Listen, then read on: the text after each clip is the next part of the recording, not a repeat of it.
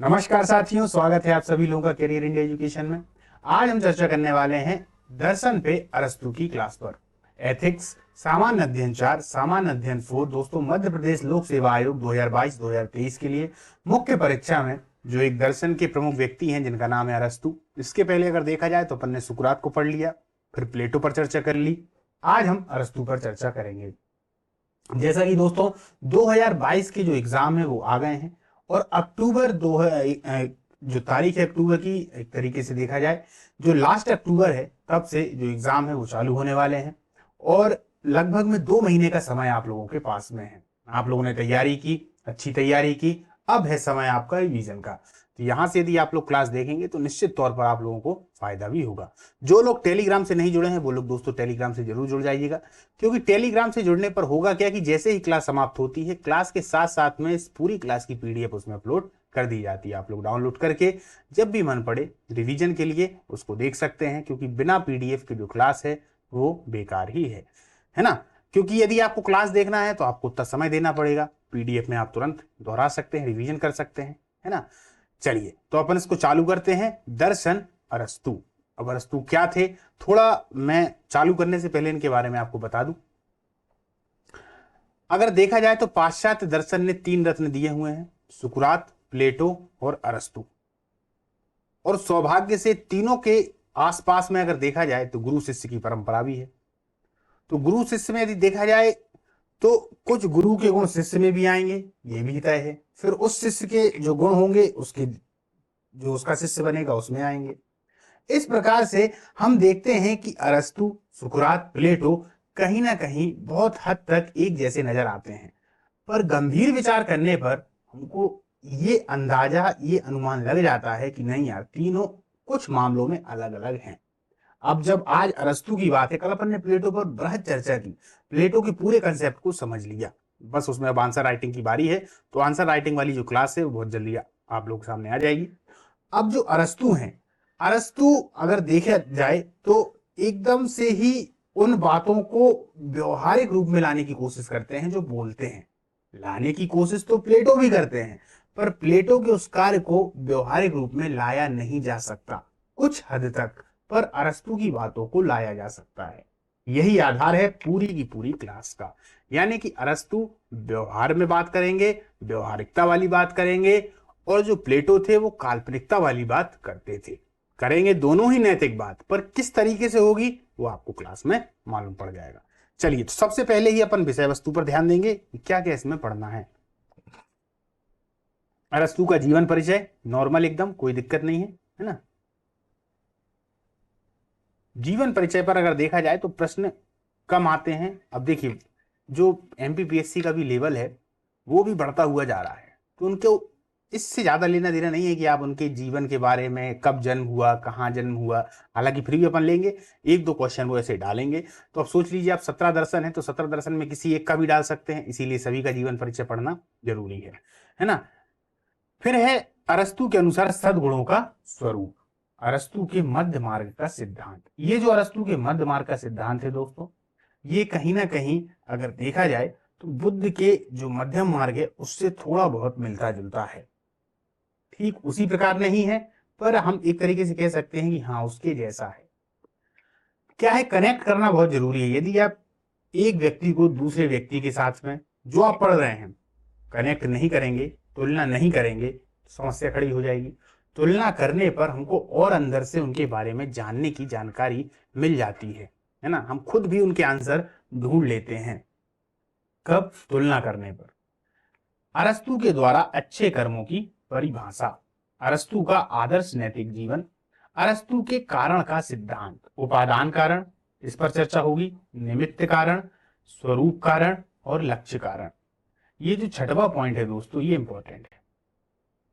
ठीक है, ये इंपॉर्टेंट इसलिए है क्योंकि इसमें वो बात ये कर रहे हैं कि इस दुनिया में, संसार में कोई भी वस्तु हो, कोई भी घटना हो, वो बिना किसी कारण के नहीं होती, उसमें कारण अवश्य होता है। ठीक उसी प्रकार जिस प्रकार बुद्ध कहते हैं प्रतीत संयुक्त पात, कि कोई भी घटना बिना कारण के नहीं होगी। कोई भी वस्तु यहाँ बिना कारण के नहीं है, हर किसी का अपना एक मतलब है। उसी को पूरी की पूरी तरीके से डिफाइन करके अरस्तु ने अपने कारणता के सिद्धांत को या कारण के सिद्धांत को बताने का प्रयास किया है। उपादान कारण, निमित्त कारण, स्वरूप कारण, लक्ष्य कारण। ठीक। बुद्ध प्रतीत समुत्पाद की जो बात करते हैं उसमें वो 12 बातों को लेकर आते हैं। जब बुद्ध आएंगे तो अपन बुद्ध पर पढ़ेंगे। अरस्तु का पदार्थ एवं स्वरूप आकार दर्शन, इसको भी जान लेना बहुत जरूरी है। फार्म तथा मैटर, मैटर का मतलब होता है पदार्थ, यानी कि मैं जो यहाँ बैठा हुआ हूं, मेरे अंदर जो है वो एक तरीके से देखा जाए जो आप लोग देख रहे हैं वो पूरा का पूरा मैटर है, और मैं जो एकदम से बनकर आपके सामने तैयार हूं वो एक तरीके से फार्म है। ठीक है। तो पदार्थ और स्वरूप आकार, स्वरूप को हम बोलते हैं फार्म, पदार्थ को हम बोल देते हैं मैटर उनकी भाषा में। ठीक है। अरस्तु के अनुसार सद्गुण, बौद्धिक सद्गुण, नैतिक सद्गुण, यहां पर सद्गुणों की चर्चा होगी। अरस्तु का न्याय संबंधी मत वितरण वितरणात्मक न्याय होगा और एक प्रतिकारात्मक न्याय होगा। वितरणात्मक न्याय का मतलब सीधा सीधा अंदर के न्याय से है, और प्रतिकारात्मक जो न्याय है उसका मतलब न्यायालय से संबंधित है। तो यहां पर आप देखेंगे कि न्याय को भी इन्होंने अच्छे से डिफाइन कर दिया, पूरी चीजें व्यवहारिकता में आने लगी हैं। जो शुरुआत एक सुकरात ने की है, सुकरात की बातों की जो काल्पनिकता पे है, और कुछ हद तक देखा जाए तो प्लेटो भी काल्पनिकता की बात करते हैं, वो अरस्तु पे आकर व्यवहारिकता पर समाप्त होने लगती हैं। बातें तीनों की ही महत्वपूर्ण है। सुकरात ने जहां उसको जन्म दिया है, और अगर प्लेटो की हम चर्चा करते हैं तो प्लेटो ने उसको थोड़ा और आगे बढ़ाया, जबकि यदि अरस्तु की हम चर्चा करते हैं तो उन्होंने सीधा व्यवहारिकता में ले दिया। प्लेटो ने बहुत हद तक उसको समझाने का प्रयास किया। तो ये तीनों के तीनों ही पश्चिम दर्शन के बहुत ही महत्वपूर्ण व्यक्ति हैं। ठीक। तो हम देखेंगे वितरणात्मक न्याय और प्रतिकारात्मक न्याय। फिर अरस्तु के न्याय सिद्धांत की आलोचना, आलोचनाएं तो साथ में चलेंगी ही। जैसे मैंने आप लोगों को बताया कि आलोचना का मतलब किसी का खंडन करना नहीं होता, विरोध करना। एक तरीके से देखा जाए कि वो जो बातें हैं वो सही तो हैं, पर हम अपनी तरीके से उनका विरोध कर रहे हैं। लास्ट में हम ये भी लिख देते हैं, ये भी बता देते हैं कि वो किस हद तक सही हैं। ठीक। अरस्तु के अनुसार राज्य का स्वरूप और विशेषता, ये लास्ट है 10वां अरस्तु के अनुसार राज्य का स्वरूप और उनकी विशेषताएं। ठीक है। तो इन 10 टॉपिक पर अपन पूरे उस पर चर्चा करेंगे। अरस्तु का पूरा कंसेप्ट आपका क्लियर हो जाएगा। कंसेप्ट क्लियर हो जाएगा तो आंसर राइटिंग लिखने लगेंगे। आंसर राइटिंग दो चीजों का खेल है, एक कंसेप्ट आपका क्लियर होना चाहिए, दूसरा आपके पास में बढ़िया सा अभ्यास होना चाहिए। तो कंसेप्ट तो मैं क्लियर करा दे रहा हूं, अभ्यास आपको स्वयं करना पड़ेगा। उसमें क्या है, बार बार सोचना पड़ेगा और लिखना पड़ेगा। देखिए, अगर आंसर राइटिंग की बात आए तो उसमें आप एक बात पर विशेष गौर करना कि जब आप किसी किताब को पढ़ते हैं तो सोचने की आवश्यकता नहीं होती, सीधा हम देखेंगे, पढ़ने लगेंगे। लेकिन यदि आपको लिखना है तब सोचने की आवश्यकता पड़ेगी। लिखना कैसे है, अरस्तु को उठाइए, अरस्तु के मेन पॉइंटों को उठा लीजिए। जैसे कि अरस्तु के अनुसार राज्य का स्वरूप, न्याय का सिद्धांत, विवरणात्मक न्याय, प्रतिकारात्मक न्याय, इन सब चीजों को एक जगह लिख लीजिए। लिख लेने के बाद शांति से बैठ जाइए और जो जो आपने इनके बारे में सोच रखा है उसको लिखिए। अब लिख दिया आपने, लिख देने के बाद खुद भी जांचने का प्रयास करिए कि मैंने यहां जहां तक यहां इसको लिखा है क्या ये सही है। जब आप जांच कर लें कि ये सही है, तब फिर एक बात को और जांच करिए कि मैं ये जो लिख रहा हूं वो सामने वाला समझ पा रहा है एकदम सरल भाषा में कि नहीं। और इसी अभ्यास को निरंतर करते रहिए। जब ये अभ्यास निरंतर होता रहेगा तो एक समय के बाद आपके पास में बहुत सारे शब्दों का भी भंडार होगा, ज्ञान का भी भंडार होगा, माफ करिए ज्ञान का नहीं, जानकारी का भंडार होगा, और आप अच्छे से अपनी आंसर राइटिंग को कर पाएंगे। ठीक, चलिए चालू करें। जीवन परिचय, नाम है अरस्तु, निवासी हैं यूनान के, जन्म हुआ था इनका 348 ईसा पूर्व बीसी। ठीक, मृत्यु हो गई थी 322 ईसा पूर्व बीसी। ठीक है। गुरु इनके प्लेटो हैं। रचनाएं हैं दी पॉलिटिक्स, हिस्टोरिया, एनीमिया। क्या क्या है, दी पॉलिटिक्स, हिस्टोरिया, एनीमिया। एक और है निकोमेकियन एथिक्स, निकोमेकियन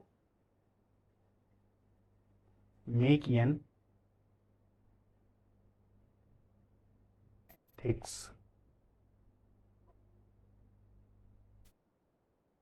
ठीक, ग्रंथ तो इनके बहुत सारे हैं दोस्तों, पर इतनों को आप लोग बिल्कुल मत भूलिएगा। अब अरस्तु का शिक्षा सिद्धांत आएगा।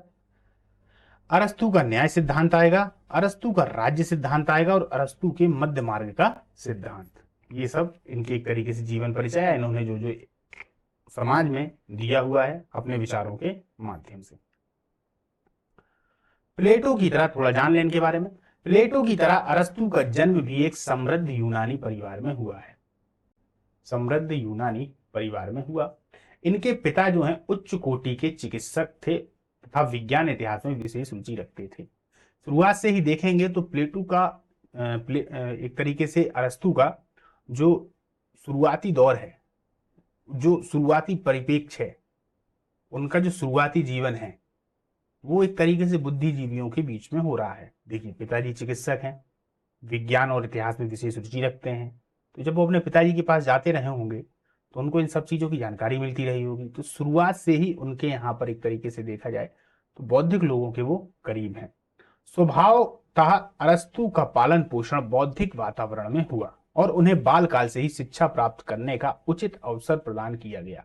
क्योंकि पैसे की भी कमी नहीं थी तो बढ़िया उनको एक तरीके से शिक्षा भी मिली। लगभग 18 वर्ष की आयु में, कब 18 वर्ष की आयु में प्लेटो के द्वारा स्थापित अकादमी, ये वही अकादमी है जो अपन ने प्लेटो के समय पर पढ़ी कि एक तरीके से देखा जाए तो पश्चिम में स्थापित पहली यूनिवर्सिटी या पश्चिम में स्थापित पहली अकादमी, ठीक है, में उच्च शिक्षा ग्रहण करने के लिए ये एथेंस आ गए, जो उस समय शिक्षा और दर्शन का प्रमुख केंद्र थी। क्लियर है? चलिए, महान दार्शनिक सुकरात, प्लेटो तथा अरस्तु के रूप में यूनान ने, किसने? यूनान ने, देखिए कितनी गजब की लाइन है, विश्व को 3 अमूल्य रत्न प्रदान किए। गुरु शिष्य की इस महान 3 पीढ़ियों में सुकरात महान के आदर्शवादी, कवित्वमय प्लेटो के यथार्थवादी और वैज्ञानिक दृष्टिकोण वाला शिष्य अरस्तु बहुमुखी प्रतिभा के धनी थे। जो अरस्तु का दृष्टिकोण है वो वैज्ञानिक है ना, आधार के साथ बात करते हैं, तर्क के साथ बात करते हैं। प्लेटो जो बात करता है कहीं हद तक तर्क समझ में तो आते हैं पर व्यवहारिकता में नहीं ला सकते। सुकरात जो बात करते हैं, सुकरात एकदम आदर्शवादी हैं, नैतिकवादी हैं, बिल्कुल एकदम क्लियर बात करेंगे। आत्मा की आवाज, अपने आप को पहचानो, मानो अपने आप को जानो, हर कोई नहीं जान सकता ना, इसीलिए सुकरात को कुछ हद तक रहस्यवादी भी मान लिया गया था। प्लेटो को भी कहीं हद तक जब प्रत्ययों का सिद्धांत आता है उनका, आप लोग जो लोग नए हैं वो लोग उन क्लासों को जरूर देख लें, प्लेटो और सुकरात को, तो बहुत हद तक उनको भी प्रत्ययों के सिद्धांत में, यानी कि उन्होंने एक अलग जगत की ही कल्पना कर दी, वहां पर भी रहस्यवादी मान लिया गया था। पर अरस्तु का जो वैज्ञानिक दृष्टिकोण है तर्क के साथ, वहां पर यदि देखा जाए तो अरस्तु ज्यादा सही प्रतीत होते हैं, युक्ति संगत प्रतीत होते हैं। अरस्तु प्लेटो के शिष्य अवश्य थे, किंतु वे उनके विचारों का अंधानुकरण ना करके स्वयं सत्य का अनुसंधान करने में विश्वास करते थे। यही कारण है कि प्लेटो के कुछ मूल सिद्धांतों से सहमत होते हुए भी अरस्तु ने उनके अनेक विचारों को स्वीकार नहीं किया। अब देखिए, क्लास का पूरा प्रारूप शुरुआत में ही बन रहा है। आप समझ लिए कि शुरुआत में ही हमको ये मालूम पड़ रहा है धीरे धीरे कि पूरी क्लास किस ओर जाने वाली है। यानी कि प्लेटो के कुछ मूलभूत जो सिद्धांत हैं उनसे तो सहमत है, पर सभी से सहमत नहीं है, कुछ अपने भी विचार दिए, तभी तो हम पढ़ रहे हैं। जो व्यक्ति कुछ अलग करता है उसी के बारे में तो चर्चा होती है। देखिए, चर्चा गुरुओं के बारे में होगी, जो मेन व्यक्ति है, मेन व्यक्ति के जो अनुयायी हैं उनको कौन याद रखता है। तो ये जो व्यक्ति हैं ये शिष्य तो हैं पर अनुयायी पूरे के पूरे नहीं है। कुछ इन्होंने ऐसी अलग बातें की है जिसकी वजह से इनको किताबों में लाया गया है ना, उसी को हमको पढ़ना है। चलें आगे। वे प्लेटो के समान अत्यंत प्रतिभा संपन्न विचारक एवं दार्शनिक थे। उनका ज्ञान केवल दर्शन, समझिएगा, दर्शन, राजनीति, सामाजिक विषयों तक ही सीमित नहीं था। वह तो जीवशास्त्र, नक्षत्र विज्ञान, वनस्पति शास्त्र, भौतिक विज्ञान आदि की भी पर्याप्त जानकारी रखते थे। जंतु विज्ञान का जनक किसको कहा जाता है? ये वही अरस्तु हैं जो आप लोगों ने किताबों में पढ़ रखा है। ठीक, इसी कारण अरस्तु के संबंध में प्रायः यह कहा जाता है कि उन्हें ऐसे सभी विषयों का ज्ञान है जिनके ज्ञान प्राप्त करना किसी मनुष्य के लिए संभव है, पर हर मनुष्य उस ज्ञान को प्राप्त नहीं कर पाता ना। पर अरस्तु उस समय पर ऐसे थे कि जिनको बहुत सारे विषयों का बहुत सारी एक तरीके से देखा जाए तो देखिए दर्शन भी है, राजनीति भी है, सामाजिक विषय भी है, जीव शास्त्र भी है, नक्षत्र भी है, विज्ञान भी है, वनस्पति भी है, इन सभी का उनको ज्ञान था। अपनी इस विलक्षण, इसको विलक्षण प्रतिभा तो कहेंगे ही, विलक्षण प्रतिभा के फलस्वरूप अरस्तु ने मानवीय ज्ञान के क्षेत्र में अत्यधिक महत्वपूर्ण योगदान किया। राजनैतिक दर्शन और नीति शास्त्र के क्षेत्र में उनका महत्व प्लेटो के महत्व की अपेक्षा किसी भी दृष्टि से कम नहीं है। ठीक, प्लेटो समन्वयवादी होने के कारण सभी विज्ञान में एकता की खोज करते हैं। अब यहां से पूरी क्लास की एक तस्वीर यदि आप लोग ध्यान से देख रहे हैं तो क्लियर होने वाली है। ये जो शुरुआत की 5 से 6 लाइनें हैं, इसी लाइन में समझिए, प्लेटो समन्वयवादी होने के कारण सभी विज्ञानों में एकता की खोज करते थे। सभी विज्ञानों में, यानी जितने प्रकार की बात करेंगे तो एकता की खोज करेंगे और कहीं ना कहीं एक सत्य को मानने का प्रयास करेंगे। अतः उन्होंने विभिन्न विज्ञानों की समस्याओं पर एक साथ विचार किया। क्लियर? परंतु अरस्तु समन्वय के साथ साथ, समन्वय को छोड़ा नहीं है, विश्लेषण को भी पर्याप्त महत्व देते हैं। इसी कारण उन्होंने सर्वप्रथम विज्ञान का वर्गीकरण करके उनकी सीमाएं निश्चित करने तथा उनके भिन्न भिन्न समस्याओं को स्पष्ट करने का प्रयास किया। यानी समन्वय कि एक दूसरे से कनेक्ट कैसे है, इस बात को तो मानते हैं अरस्तु, पर विश्लेषण भी साथ साथ करते जाते हैं। विश्लेषण बहुत जरूरी है। यही एक जो बात है, यही एक जो क्वालिटी है, यही एक जो प्रतिभा है, वो अरस्तु को प्लेटो से अलग कर देती है। मैं इस बात पर गौर बार बार इसीलिए कर रहा हूं दोस्तों, क्योंकि यदि आपके पास में प्रश्न आ जाता है कि अरस्तु और प्लेटो में अंतर बताइए, तब कैसे काम चलेगा, तब कंसेप्ट आपको समझना जरूरी है।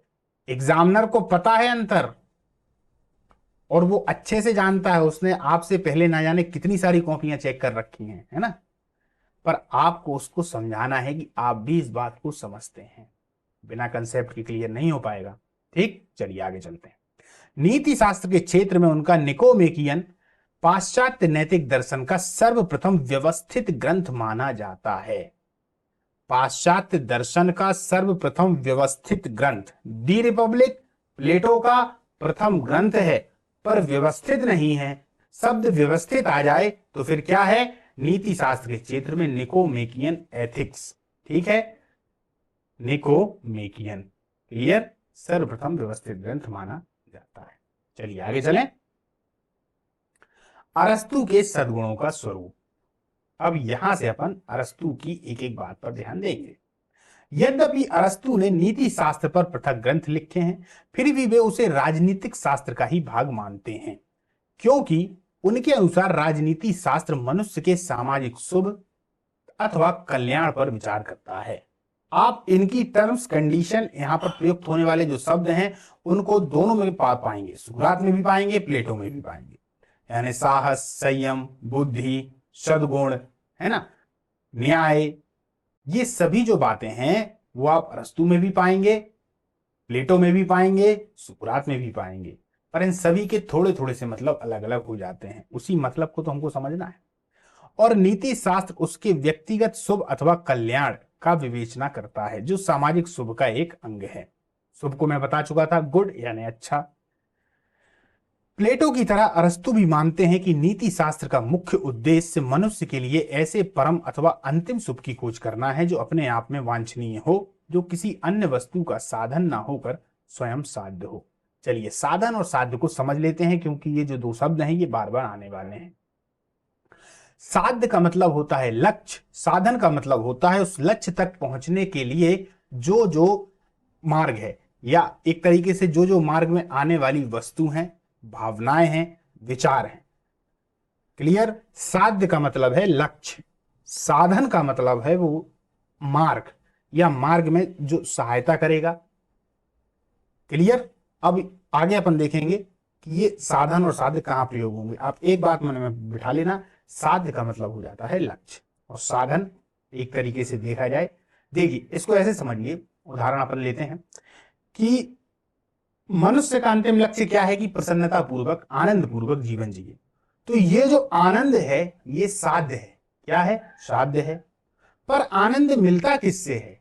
किसी को धन से मिल रहा है, किसी को अच्छे स्वास्थ्य से मिल रहा है, किसी को भोजन से मिल रहा है, किसी को बहुत सारा संपत्ति मिल जाए उससे मिल रहा है, किसी की अन्य कोई चाह है।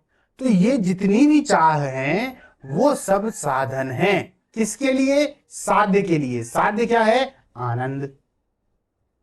तो मेन क्या है? साध्य। क्लियर है? तो उन्होंने क्या कहा? वस्तु का साधन ना होकर स्वयं साध्य हो। चलिए, अरस्तु का कहना है सम्मान, स्वास्थ्य, धन तथा अन्य सभी भौतिक वस्तुएं शुभ अवश्य हैं। शुभ हैं यानी अच्छी हैं, किंतु इन्हें अंतिम शुभ नहीं माना जा सकता, क्योंकि यह अपने आप में वांछनीय नहीं है। यह तो केवल आनंद प्राप्ति के साधन मात्र हैं। क्लियर है? क्या है? साधन, मार्ग हैं, रास्ता है, लक्ष्य नहीं है, साध्य नहीं है।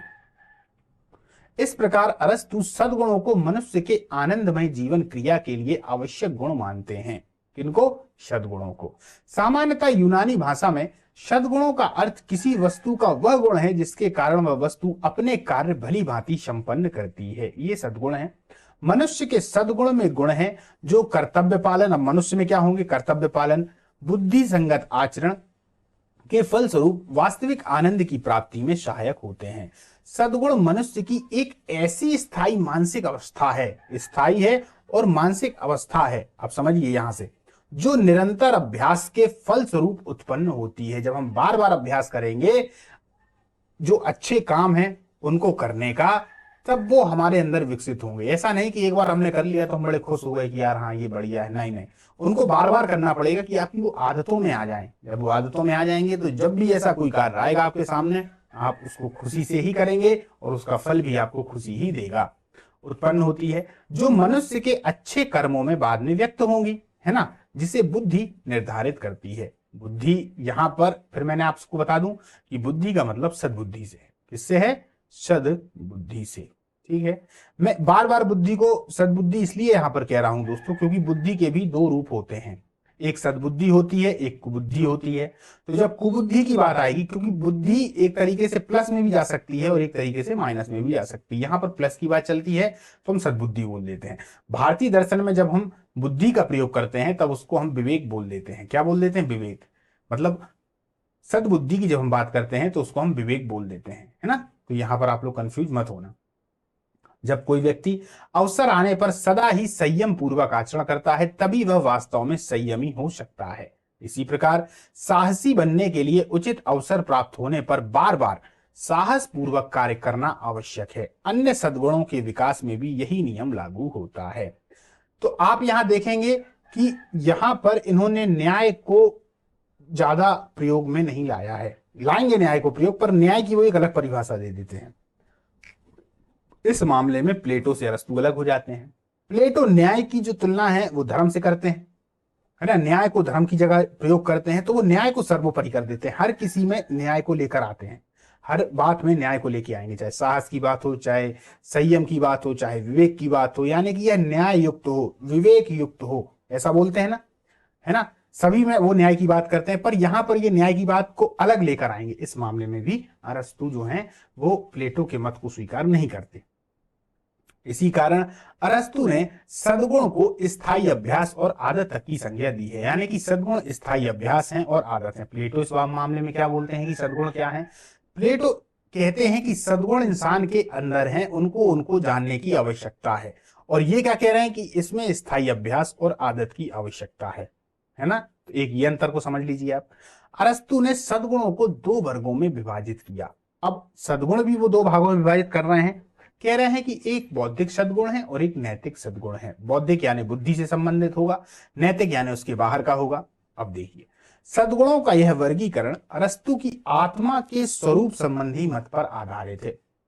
उनके मतानुसार मनुष्य की आत्मा के दो प्रमुख पक्ष हैं, बौद्धिक पक्ष तथा निबौद्धिक पक्ष। देखिए, बौद्धिक का विपरीत निबौद्धिक होता है। तो यहां पर उन्होंने बौद्धिक पक्ष कहा या निबौद्धिक। निबौद्धिक को नैतिक भी कहे, मतलब नैतिक एक तरीके से जो सद्गुण है वो भी अपन कह सकते हैं, ठीक। या भावनात्मक पक्ष, निबौद्धिक या भावनात्मक पक्ष। आत्मा के प्रथम पक्ष में बुद्धि प्रधान होगी। क्या प्रधान होगी? बुद्धि प्रधान होगी। उसके द्वितीय पक्ष में मनुष्य की जन्मजात प्रवृत्तियां जैसे इच्छाएं, वासनाएं, संवेग आदि प्रधान होंगे। यानी कि वो दो भागों में बांट रहे हैं। किस किस में? बौद्धिक पक्ष, निबौद्धिक। बौद्धिक पक्ष में उसकी जो बुद्धि है वो सर्वप्रथम है, और जो निबौद्धिक है वो उसकी जन्मजात प्रवृत्तियां हैं, जैसे कि इच्छाएं हो गई, वासनाएं हो गई, संवेग हो गए। क्लियर? अरस्तु का कथन है कि आत्मा के निबौद्धिक तथा भावनात्मक पक्ष की दृष्टि से मनुष्य और पशु में कोई विशेष अंतर नहीं, क्योंकि नैसर्गिक प्रवृत्तियां, इच्छाएं तथा वासनाएं दोनों में ही समान रूप से पाई जाती हैं। चलिए उदाहरण से समझते हैं इसको, तो आपको अच्छे से क्लियर हो जाएगा कि बौद्धिक और निबौद्धिक में क्या अंतर है। बौद्धिक का मतलब है जो बुद्धि के द्वारा निर्धारित की जाती हैं। जैसे कि मान लीजिए आप आपके सामने कोई एक कंडीशन में रखता हूं, उस कंडीशन से इसको ज्यादा अच्छे से समझ में आएगा। कंडीशन कुछ इस प्रकार से है कि आप रास्ते से जा रहे हैं और रास्ते से जाते समय आपको कोई बुजुर्ग व्यक्ति दिख जाते हैं। अब जब वो बुजुर्ग व्यक्ति आप लोगों के लिए दिख गए हैं तो हो सकता है एक तरीके से देखा जाए कि वो बुजुर्ग व्यक्ति गिर गए, ठीक है। अब आपके अंदर से क्या आना चाहिए? एक तरीके से कि भाई इनकी मदद करनी चाहिए। ये अंदर का बौद्धिक पक्ष है। क्या है? अंदर का बौद्धिक पक्ष है, तो आप उनकी मदद कर देंगे। एक है निबौद्धिक पक्ष। अब निबौद्धिक पक्ष क्या होगा कि आप सोचेंगे अरे यार कौन इनमें समय में बर्बाद करे, यहां से निकल जाओ, तो आप वहां से निकल जाएंगे। तो मनुष्य और पशु में कोई विशेष अंतर नहीं, ये निबौद्धिक पक्ष है। मनुष्य और पशु, देखिए जैसे मनुष्य की बहुत सारी ऐसी इच्छाएं हैं, वासनाएं हैं, है ना, भूख है, लालसा है, इसमें और पशु में ज्यादा अंतर नहीं है। लेकिन समझने का प्रयास करिएगा, लेकिन हम कोई भी गलत कार्य करने से पहले मन में एक बार सोच जरूर लेते हैं, अरे यार ये कर तो रहा हूं लेकिन यार ये गलत है। वो बात मनुष्य को पशु से अलग बना देती है। मान लीजिए कोई कुत्ता है, अब कुत्ते की आदत क्या होगी? बार बार आप देखिए, कुत्ता जैसे बाहर है तो बाहर कहीं पर यदि रोटी रखी हुई है और वो रोटी गाय के लिए रखी हुई है, पर कुत्ता जाएगा और खटाक से रोटी को उठा के लेके आ जाएगा और चुपचाप अपना खाने लगेगा। ये उसके अंदर की इच्छा है। मनुष्य के अंदर भी इसी प्रकार की प्रवृत्तियां हैं। कैसी? आदमी सोचता है कि मैं दूसरों के अधिकार को ले लूं, दूसरों के धन को ले लूं, पर उसके अंदर एक बुद्धि भी है, काम करती है, अरे यार छोड़ो यार फंस जाएंगे, या फिर ये एक तरीके से गलत है। तो ये जो भावनाएं हैं ये एक तरीके से मनुष्य और पशु में अंतर करवा देती हैं। तो उन्होंने दो भागों में बांटने का प्रयास किया है। मैं पीछे फिर से आऊंगा। उन्होंने क्या कहा है कि बुद्धि प्रधान है, उसका द्वितीय पक्ष में मनुष्य की जन्मजात प्रवृत्तियां, इच्छाएं, वासनाएं सभी हैं।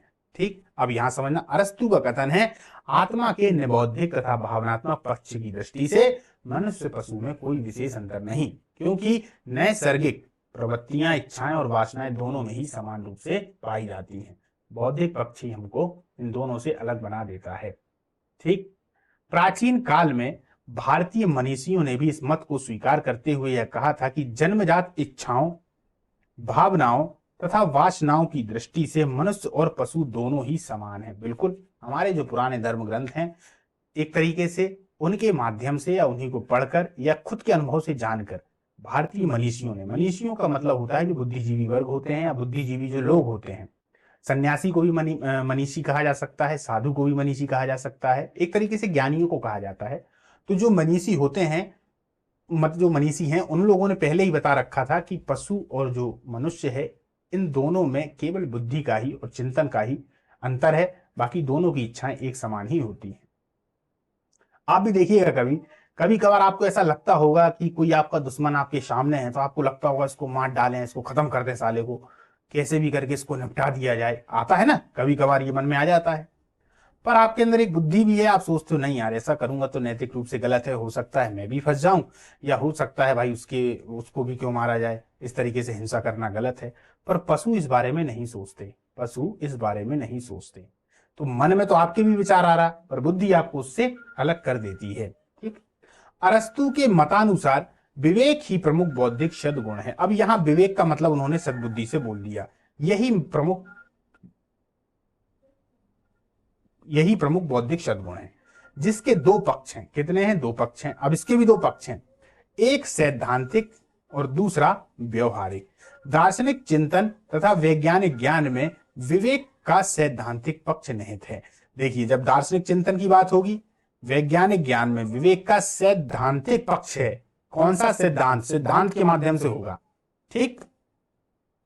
प्लेटो की भांति वह यह भी मानते हैं कि दार्शनिक चिंतन जिसके द्वारा मनुष्य परम सत्ता के मूल सिद्धांत का ज्ञान प्राप्त कर सकता है, कुछ थोड़े से प्रतिभा संपन्न व्यक्तियों के लिए ही संभव है, किंतु मानव जीवन का मार्गदर्शन करने वाली व्यवहारिक बुद्धिमत्ता तो सभी मनुष्यों में ही पाई जाती है। इस मामले में अगर देखा जाए तो जो प्लेटो हैं वो अरस्तु के करीब नजर आ रहे हैं। प्लेटो के विपरीत अरस्तु मुख्य नैतिक सद्गुण को सीमित एवं संकुचित अर्थ में ही ग्रहण करता है। प्लेटो ने इन मुख्य सद्गुण का जो व्यापक अर्थ बताया था, अरस्तु को मान्य नहीं है। उदाहरण के लिए अब समझिए, अरस्तु के विचार में संयम का अर्थ क्या है? भूख है, प्यास है, निद्रा है, कामेच्छा है आदि शारीरिक वासनाओं को नियंत्रित करना ही है संयम। बोलते हैं ना, अरस्तु के विचारों में संयम क्या है? इनको नियंत्रित करना ही है।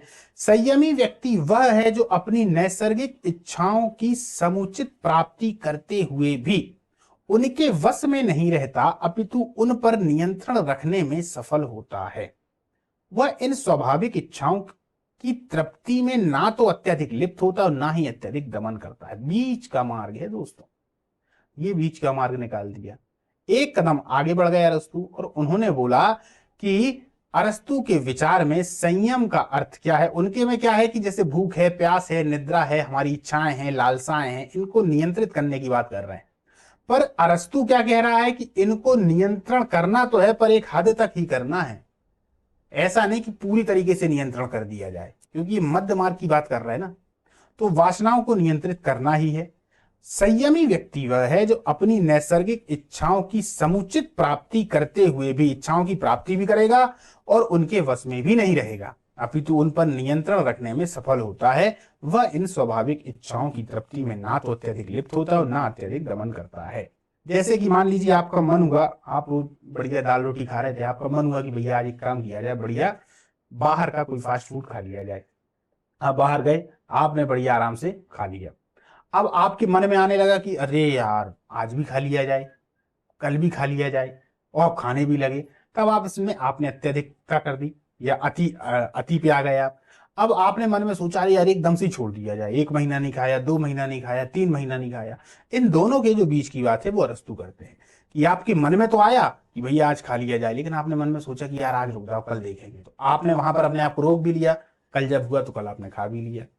तो बीच की बात कर रहे हैं। प्लेटो एकदम संयम की बात करते हैं। ठीक। जो व्यक्ति कठिनाइयों तथा खतरों से भयभीत नहीं होता है और उनका सामना करते हुए अपने कर्तव्य की पूर्ति करता है, वही साहसी है।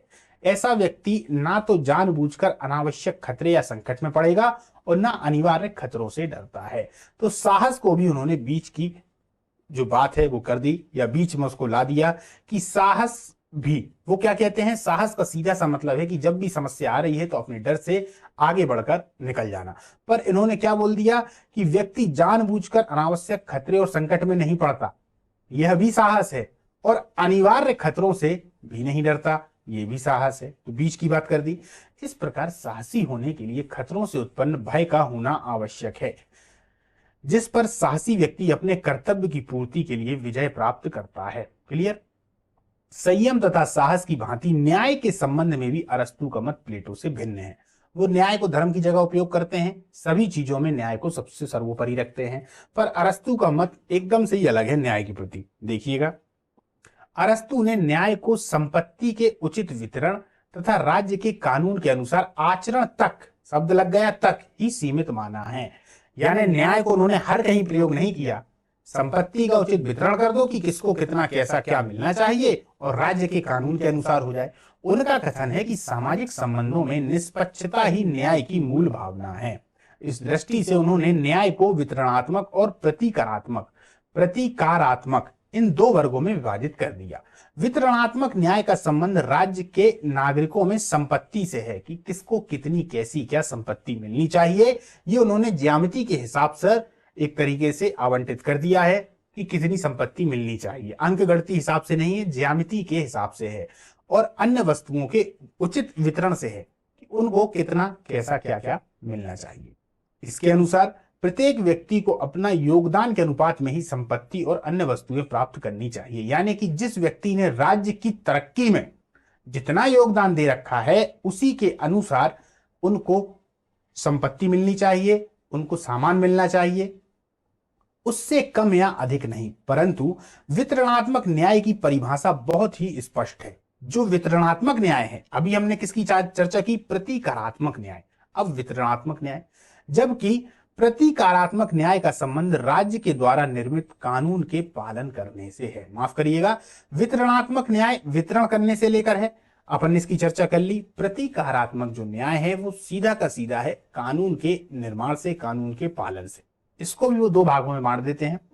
चलिए, प्रतिकारात्मक न्याय में प्रत्येक अपराधी को उसके अपराध के अनुपात में दंड मिलना चाहिए और पीड़ित एवं क्षतिग्रस्त व्यक्ति को उसकी क्षति के अनुपात में ही क्षतिपूर्ति होनी चाहिए।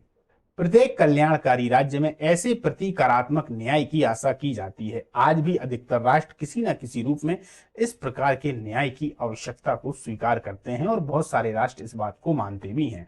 तो अरस्तू की नजर में न्याय दो प्रकार से है, प्रतिकारात्मक न्याय और एक है विवरणात्मक न्याय। हम सबसे पहले विवरणात्मक न्याय पर हमने भी चर्चा कर ली कि संपत्ति को उनकी योग्यता के अनुसार बांट देना, किसके पास में कितनी योग्यता है, किसने कितना योगदान राज्य की तरक्की में दिया है। राज्य से मेरा मतलब यहाँ पर वो राज्य को एक इकाई मानते हैं, वो देश भी हो सकता है, प्रांत भी हो सकता है, जिला भी हो सकता है, गांव भी हो सकता है। वो सार्वभौमिकता के लिए राज्य शब्द का प्रयोग कर रहे हैं। ठीक, ये बात हो गई। दूसरी बात, जब उन्होंने प्रतिकारात्मक न्याय की बात की तो प्रतिकारात्मक न्याय में उन्होंने बात की कि अपराधी को उसके अपराध के अनुपात में दंड मिलना चाहिए। यानी जैसा उसने अपराध किया है तो उसी में उसको अपराध करना चाहिए। यानी कि किसी अपराधी ने किसी व्यक्ति का कोई सामान चोरी कर लिया, अब चोरी किए गए सामान को बेच दिया, सामान जो है समाप्त हो गया। तब क्या होगा, यदि चोर पकड़ा जाता है तो वह उसने जितनी चोरी कर रखी है उसका भुगतान करते। यही है प्रतिकारात्मक न्याय। ठीक है, प्रत्येक कल्याणकारी राज्य में ऐसे प्रतिकारात्मक न्याय की आशा की जाती है। आज भी अधिकतर राष्ट्र किसी न किसी रूप में इस प्रकार के न्याय की आवश्यकता को स्वीकार करते हैं। मुस्लिम कंट्रियों में देखेंगे आप दोस्तों तो यही होता है। मान लीजिए किसी ने किसी की हत्या की है तो उसकी भी उसी प्रकार से हत्या कर दी जाती है ना। तो एक तरीके से देखा जाए तो प्रतिकारात्मक न्याय को आज भी बहुत हद तक मान सकते हैं कि ये प्रासंगिक हो सकता है, पर इसमें भी कुछ ना कुछ ऐसे बाउंडेशन होंगे, ऐसी कुछ बंदिशें होंगी, क्योंकि हर एक बात को पूर्णतः लागू नहीं किया जा सकता। मैंने आपको बताया कि एथिक्स की मूल बात यही है कि इसमें हमेशा बीच का रास्ता निकालना पड़ता है। एकदम से उनके अनुसार नहीं चलना होता है, एकदम से उनके विपरीत भी नहीं चलना होता है, हमेशा बीच के रास्ते की चर्चा करनी पड़ती है। प्रतिकारात्मक न्याय कुछ मामलों में सही हो सकता है, कुछ मामलों में सही नहीं हो सकता, है ना।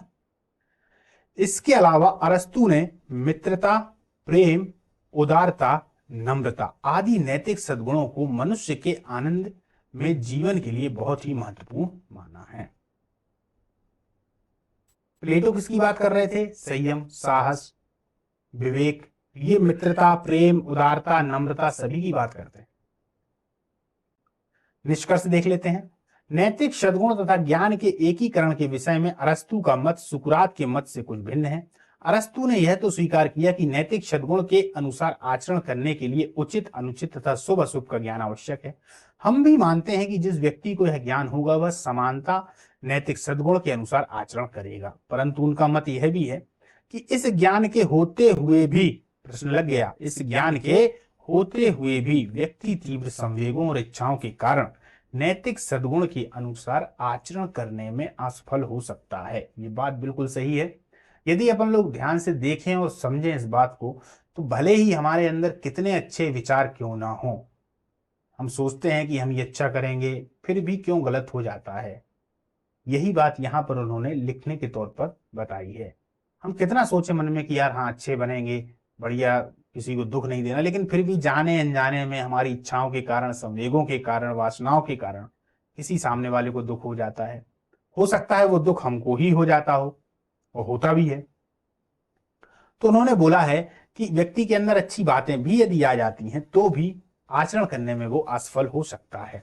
ठीक है, उदाहरण के लिए यह जानते हुए भी कि संयम आनंदमय जीवन के लिए आवश्यक है। बिल्कुल, मनुष्य तीव्र संवेगों तथा इच्छाओं के फलस्वरूप सहयोगपूर्ण आचरण कर सकता है। इससे यह स्पष्ट है कि सद्गुण युक्त जीवन के लिए नैतिक सिद्धांत का ज्ञान ही पर्याप्त नहीं है। आया कुछ समझ में? अब समझिए, उदाहरण, कोई एक व्यक्ति है, उनको शुगर की समस्या है। अब डॉक्टर ने उनसे कह दी कि भैया आप शक्कर को बिल्कुल भी नहीं खाएंगे, शक्कर युक्त पदार्थ नहीं लेंगे, चीनी से एकदम दूर रहेंगे। उन्होंने कहा ठीक है। शुरुआत में तो उनका मन बढ़िया मजबूत था, उन्होंने नहीं खाया, पर अंदर की इच्छाएं तो अलग ही हैं। समय बीतता चला गया, 1 महीने, 2 महीने, 3 महीने, शुगर कंट्रोल रही। अब एक दिन उनके मन में आ गया कि अरे यार कोई दिक्कत नहीं है, एक मिठाई खा ली जाए, क्योंकि जो चीज इंसान को नहीं मिलती मन उसी के पीछे भागने लगता है। तो चूंकि वो भी एक मानव है, उनका भी मन भागने लगा। उन्होंने कहा एक काम करो, 1-2 मिठाई खा ली जाए, कोई दिक्कत नहीं है। 1-2 मिठाई उन्होंने खा ली। अब तो मजा आने लगा, क्योंकि इतने दिनों के बाद मिली थी। दूसरे दिन भी खा ली, तीसरे दिन भी खा ली, शुगर लेवल बढ़ गया ऊपर।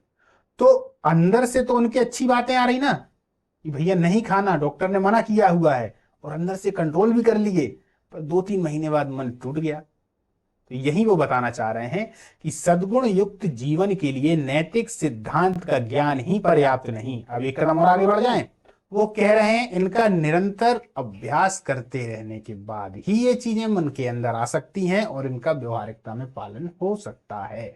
अब जैसे वही व्यक्ति 1-2 महीने रुक गए, मन बोल रहा है लेकिन नहीं खाना, कोई दिक्कत नहीं, मत खाइए, या एक मिठाई खा ली थी तो कोई समस्या नहीं है, अब थोड़ा और रुक जाए, 2-3 महीने नहीं खाएं, फिर एक कभी मिठाई खा लेंगे। इस तरीके से इस ज्ञान के अनुसार कर्म करने की प्रबल इच्छा एवं दृढ़ निश्चय अनिवार्य है, जो निरंतर अभ्यास के परिणाम स्वरूप उत्पन्न होती है। क्लियर? वही बात है जो अभी मैंने आपको समझाया, यहां पर पूरा लिखा गया है, आपको समझ में आ गया होगा। इस प्रकार अरस्तु यह मानते हैं कि नैतिक सद्गुण के स्वरूप का ज्ञान प्राप्त करने के साथ साथ उनके अनुसार सदैव आचरण करने का निरंतर अभ्यास करके ही हम वास्तव सद्गुण युक्त जीवन व्यतीत कर सकते हैं। अब देखिए, उदाहरण तो मैंने आपको बताया कि एक शुगर के पेशेंट हैं, वो उन्होंने चीनी खा ली या उन्होंने मिठाई वगैरह खा ली। इन उदाहरणों को आप अपने मन में भी सोचेंगे ना तो बहुत सारे उदाहरण आपके लिए ऐसे मिल जाएंगे। तब यहां से एक बात क्लियर होती है और निष्कर्ष ये निकल जाता है कि यदि सरल भाषा में मैं आपको बताना चाहूं तो कुल मिला के ये है कि जो भी सद्गुण हमारे अंदर हैं, यदि हम उनका अभ्यास नहीं करेंगे तो अरस्तु के अनुसार वो सद्गुण, हमारी जो वासनाएं हैं, हमारी जो इच्छाएं हैं, वो कहीं ना कहीं एक तरीके से देखा जाए तो कुछ ना कुछ ऐसी गलतियां तो हो ही जाएंगी, क्योंकि वो इतनी प्रबल हैं। जब आप अभ्यास नहीं करते तो आप कहीं ना कहीं उसमें गलतियां कर देंगे। खाली अकेले सद्गुण के ज्ञान हो जाने से हम कोई कार्य सही कर दें, ये संभव नहीं है कुछ हद तक। ठीक, बात बीच की ही होगी, याद रखिए। हाँ, क्योंकि ये एथिक्स सब्जेक्ट है, यहां पर किसी भी बात को हम एकदम से नहीं बोल सकते कि सही है या एकदम से गलत है। व्यवहारिक जीवन में नैतिक आचरण की दृष्टि से अरस्तु का यह मत उचित और युक्ति संगत प्रतीत होता है।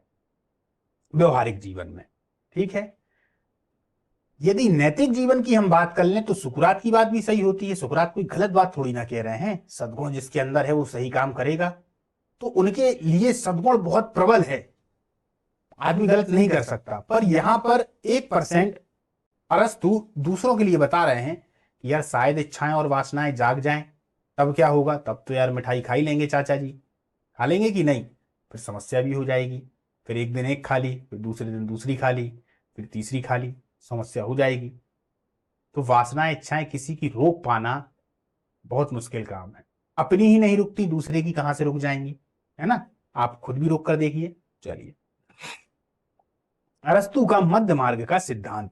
नैतिक सद्गुणों के स्वरूप तथा उनके अनुसार आचरण के संबंध में अरस्तु ने एक विशेष सिद्धांत का प्रतिपादन किया है, जिसे मध्य मार्ग का सिद्धांत कहते हैं। ये मध्य मार्ग का सिद्धांत बुद्ध के करीब है दोस्तों। जैसा कि सिद्धांत के नाम से स्पष्ट है कि मनुष्य के लिए संतुलित जीवन के मार्ग की ओर संकेत करता है। ना अति हो, ना एकदम से किसी चीज की कमी हो जाए, ना ही ज्यादा प्लस में भागा जाए, ना ही ज्यादा माइनस में भागा जाए, बीच की जो स्थिति है उसी को अपना लिया जाए।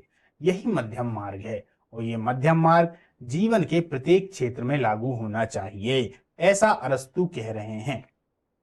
ऐसा ही बुद्ध ने भी कहा है। ठीक। अरस्तु के अनुसार प्रत्येक नैतिक सद्गुण दो विशेष अतिवादी दृष्टिकोणों के बीच की अवस्था है। जो नैतिक सद्गुण है इनके अनुसार परिभाषा क्या है? अरस्तु के अनुसार, सुकरात के अनुसार एकदम आदर्शवादी व्यक्ति थे, नैतिक सद्गुण बता दिया उन्होंने, थोड़ा बहुत उसको परिभाषित करके प्लेटो ने भी बता दिया। अरस्तु क्या कह रहे हैं? वो कह रहे हैं दो विशेष अतिवादी दृष्टिकोण के बीच की अवस्था है। उदाहरण समझिए, संयम। संयम क्या है? अत्यधिक भोग शक्ति और पूर्णतया आनंद रहित संन्यासवाद की मध्यवर्ती स्थिति। बहुत ज्यादा भोग शक्ति भी नहीं और पूर्णतः आनंद रहित, जो एकदम से सन्यासी व्यक्ति हो गया, इनके जो बीच की अवस्था है वही संयम है।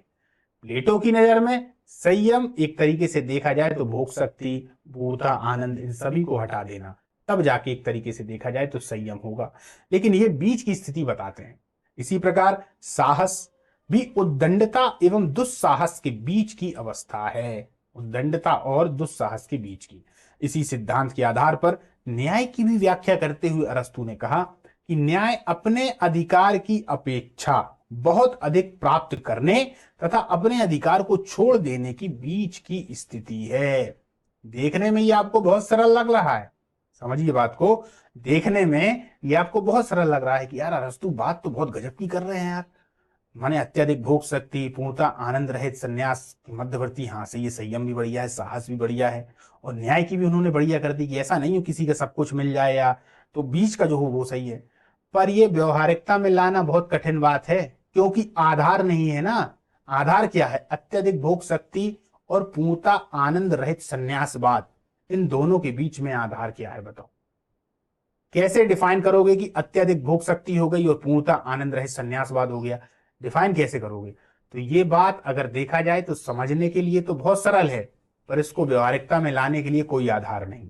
तब फिर क्या होगा इसका आंसर? इसका आंसर ये होगा, या इसका जो निष्कर्ष है वो क्या होगा, कि प्रत्येक व्यक्ति को ये अपने अपने अंदर मानना चाहिए, समझना चाहिए कि ये सभी बीच की अवस्थाएं हैं। इसे कोई तीसरा व्यक्ति या सामने वाला व्यक्ति डिफाइन नहीं करेगा, ये उसका खुद का मन अपने आप करेगा, क्योंकि हर बार परिस्थितियां अलग हो जाएंगी।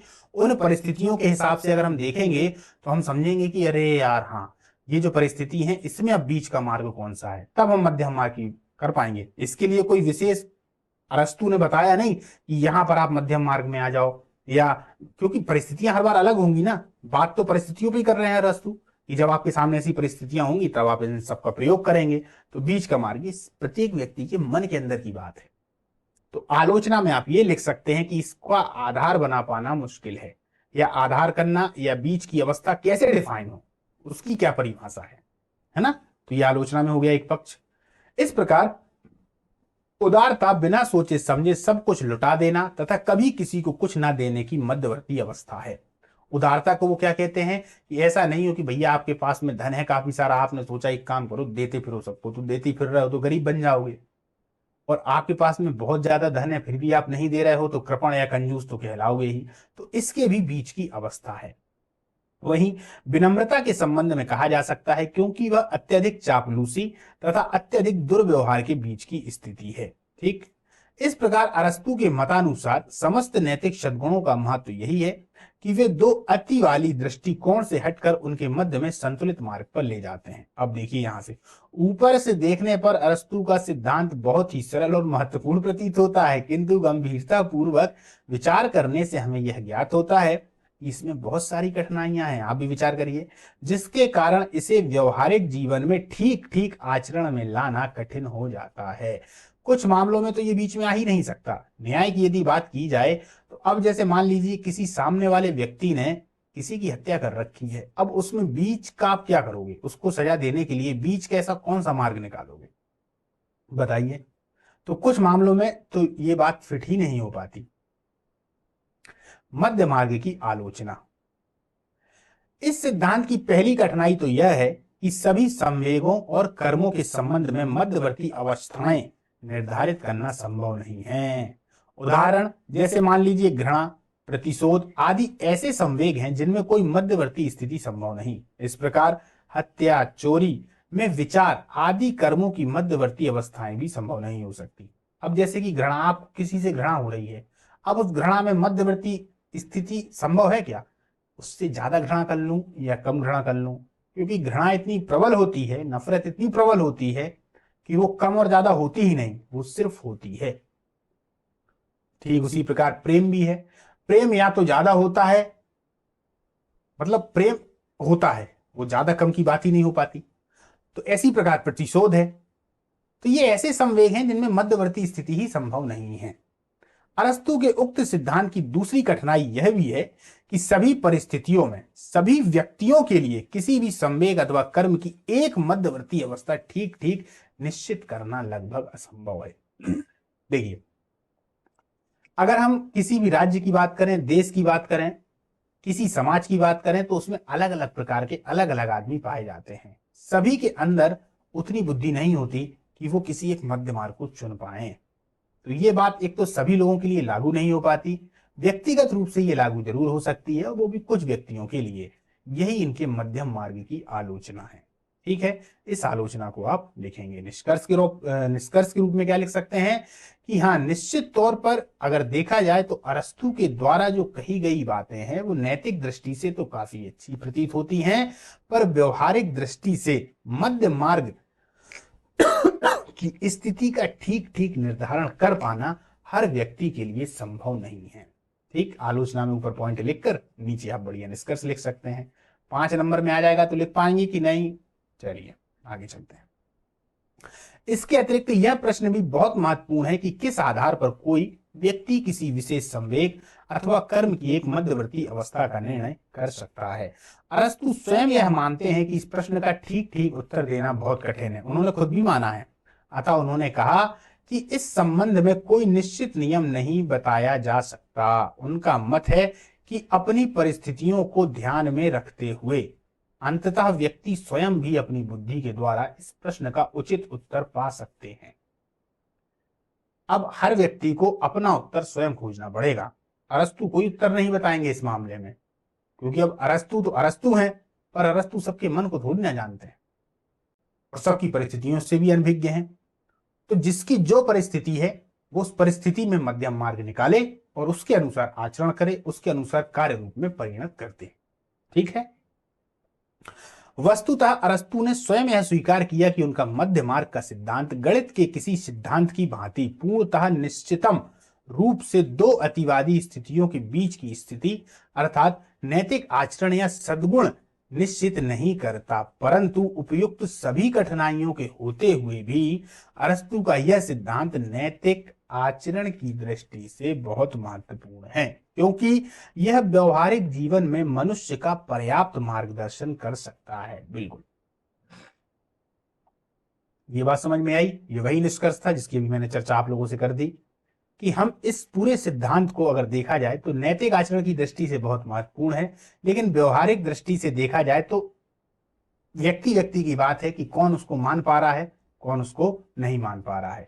बहुत हद तक इस बात को आदमी नहीं मानेंगे, क्योंकि वो बीच की स्थिति है और आदमी यहाँ लालच, लोभ, लालसा, ईर्षा, वासना, इन सब चीजों से भरा हुआ पड़ा है, तो वो उनके मध्य मार्ग की स्थितियों को बहुत हद तक नहीं समझ सकता, है ना। तो हमने इस दोनों को देख लिया कि नैतिक आचरण, व्यवहारिक जीवन। आगे चलते हैं। अरस्तु के अनुसार ऐच्छिक कर्मों की क्या परिभाषा है। अब देख लीजिए ऐच्छिक कर्म, ये भी इंपॉर्टेंट है दोस्तों, इनसे प्रश्न पूछा जाता है 5 नंबर में, ये दिए उत्तरियों में पूछा जा सकता है। अरस्तु के अनुसार ऐच्छिक कर्म वह है जिसे मनुष्य जानबूझकर अपनी इच्छा से करता है। इसका अर्थ यह है कि ऐसे कर्म को ऐच्छिक नहीं माना जा सकता जिसे करने के लिए व्यक्ति पर बाहरी दबाव डाला गया है और उसे विवश किया गया है। इसको ठीक ठीक समझना। परंतु इस संबंध में एक बहुत बड़ी कठिनाई यह है कि उसे बाहरी दबाव या व्यवस्था की ठीक ठाक परिभाषा करना लगभग असंभव है। समझिए, फिर प्रश्न चिन्ह लग गया। ऐच्छिक कर्म वह है जो मनुष्य अपनी इच्छाओं से करता है। फिर ऐच्छिक कर्मों को वो नहीं माना जा सकता कि जिसमें परिस्थितियों ने बाहर से उस पर दबाव डाला गया हो, तो हम उसको तो ऐच्छिक कर्म मानेंगे नहीं। हमारी जो इच्छा से हुआ है वह ऐच्छिक कर्म है, और जो कर्म हमने कर दिया परिस्थितियों बस, दबाव बस, तो वो ऐच्छिक कर्म की श्रेणी में नहीं आएगा। हम उदाहरण से समझेंगे इसको।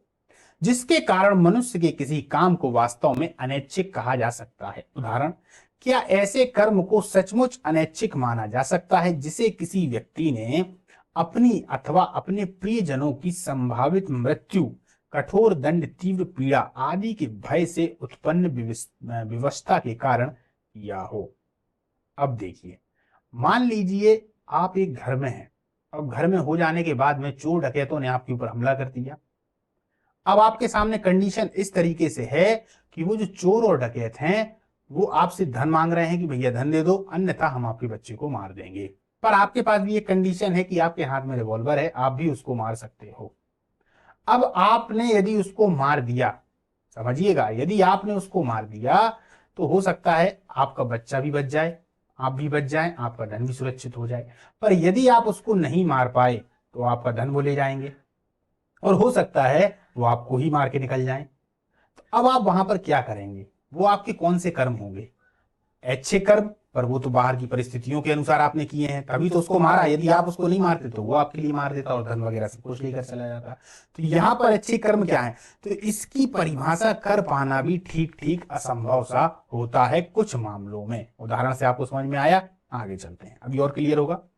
किंतु फिर भी ऐसे कर्म को पूर्णतः अनैच्छिक मानकर इसके कर्ता को इसके संबंध में नैतिक उत्तरदायित्व से मुक्त मानना बहुत कठिन है। इसके कारण यह है कि किसी प्रकार के भय से उत्पन्न व्यवस्था के होते हुए भी व्यक्ति अंततः इस कर्म को करने या न करने के लिए स्वतंत्र था। संक्षेप में, भय अथवा किसी अन्य संवेग से उत्पन्न मनुष्य की व्यवस्था उसे अपने कर्मों के लिए नैतिक उत्तरदायित्व से मुक्त नहीं कर सकती। चलिए आगे चलते हैं, समझते हैं। अरस्तु मूलतः इस मत को स्वीकार करते हैं क्योंकि उनके अनुसार इच्छाओं की प्रवृत्तियां तथा संवेग से प्रेरित अपने सभी कर्मों के लिए मनुष्य नैतिक दृष्टि से स्वयं तो उत्तरदायी है, परंतु वह यह भी मानते हैं कि जिन कर्मों पर मनुष्य के लिए किसी प्रकार का नियंत्रण संभव नहीं है, उनसे प्रेरित कर्मों के लिए उसे नैतिक दृष्टि से उत्तरदायी नहीं माना जा सकता। जो काम उसको करना है या जो वो कर सकता है उसने कर दिए, तो वो तो एक ऐसे प्रकार के कर्म हो गए जिनको वो नैतिक मान लेते हैं।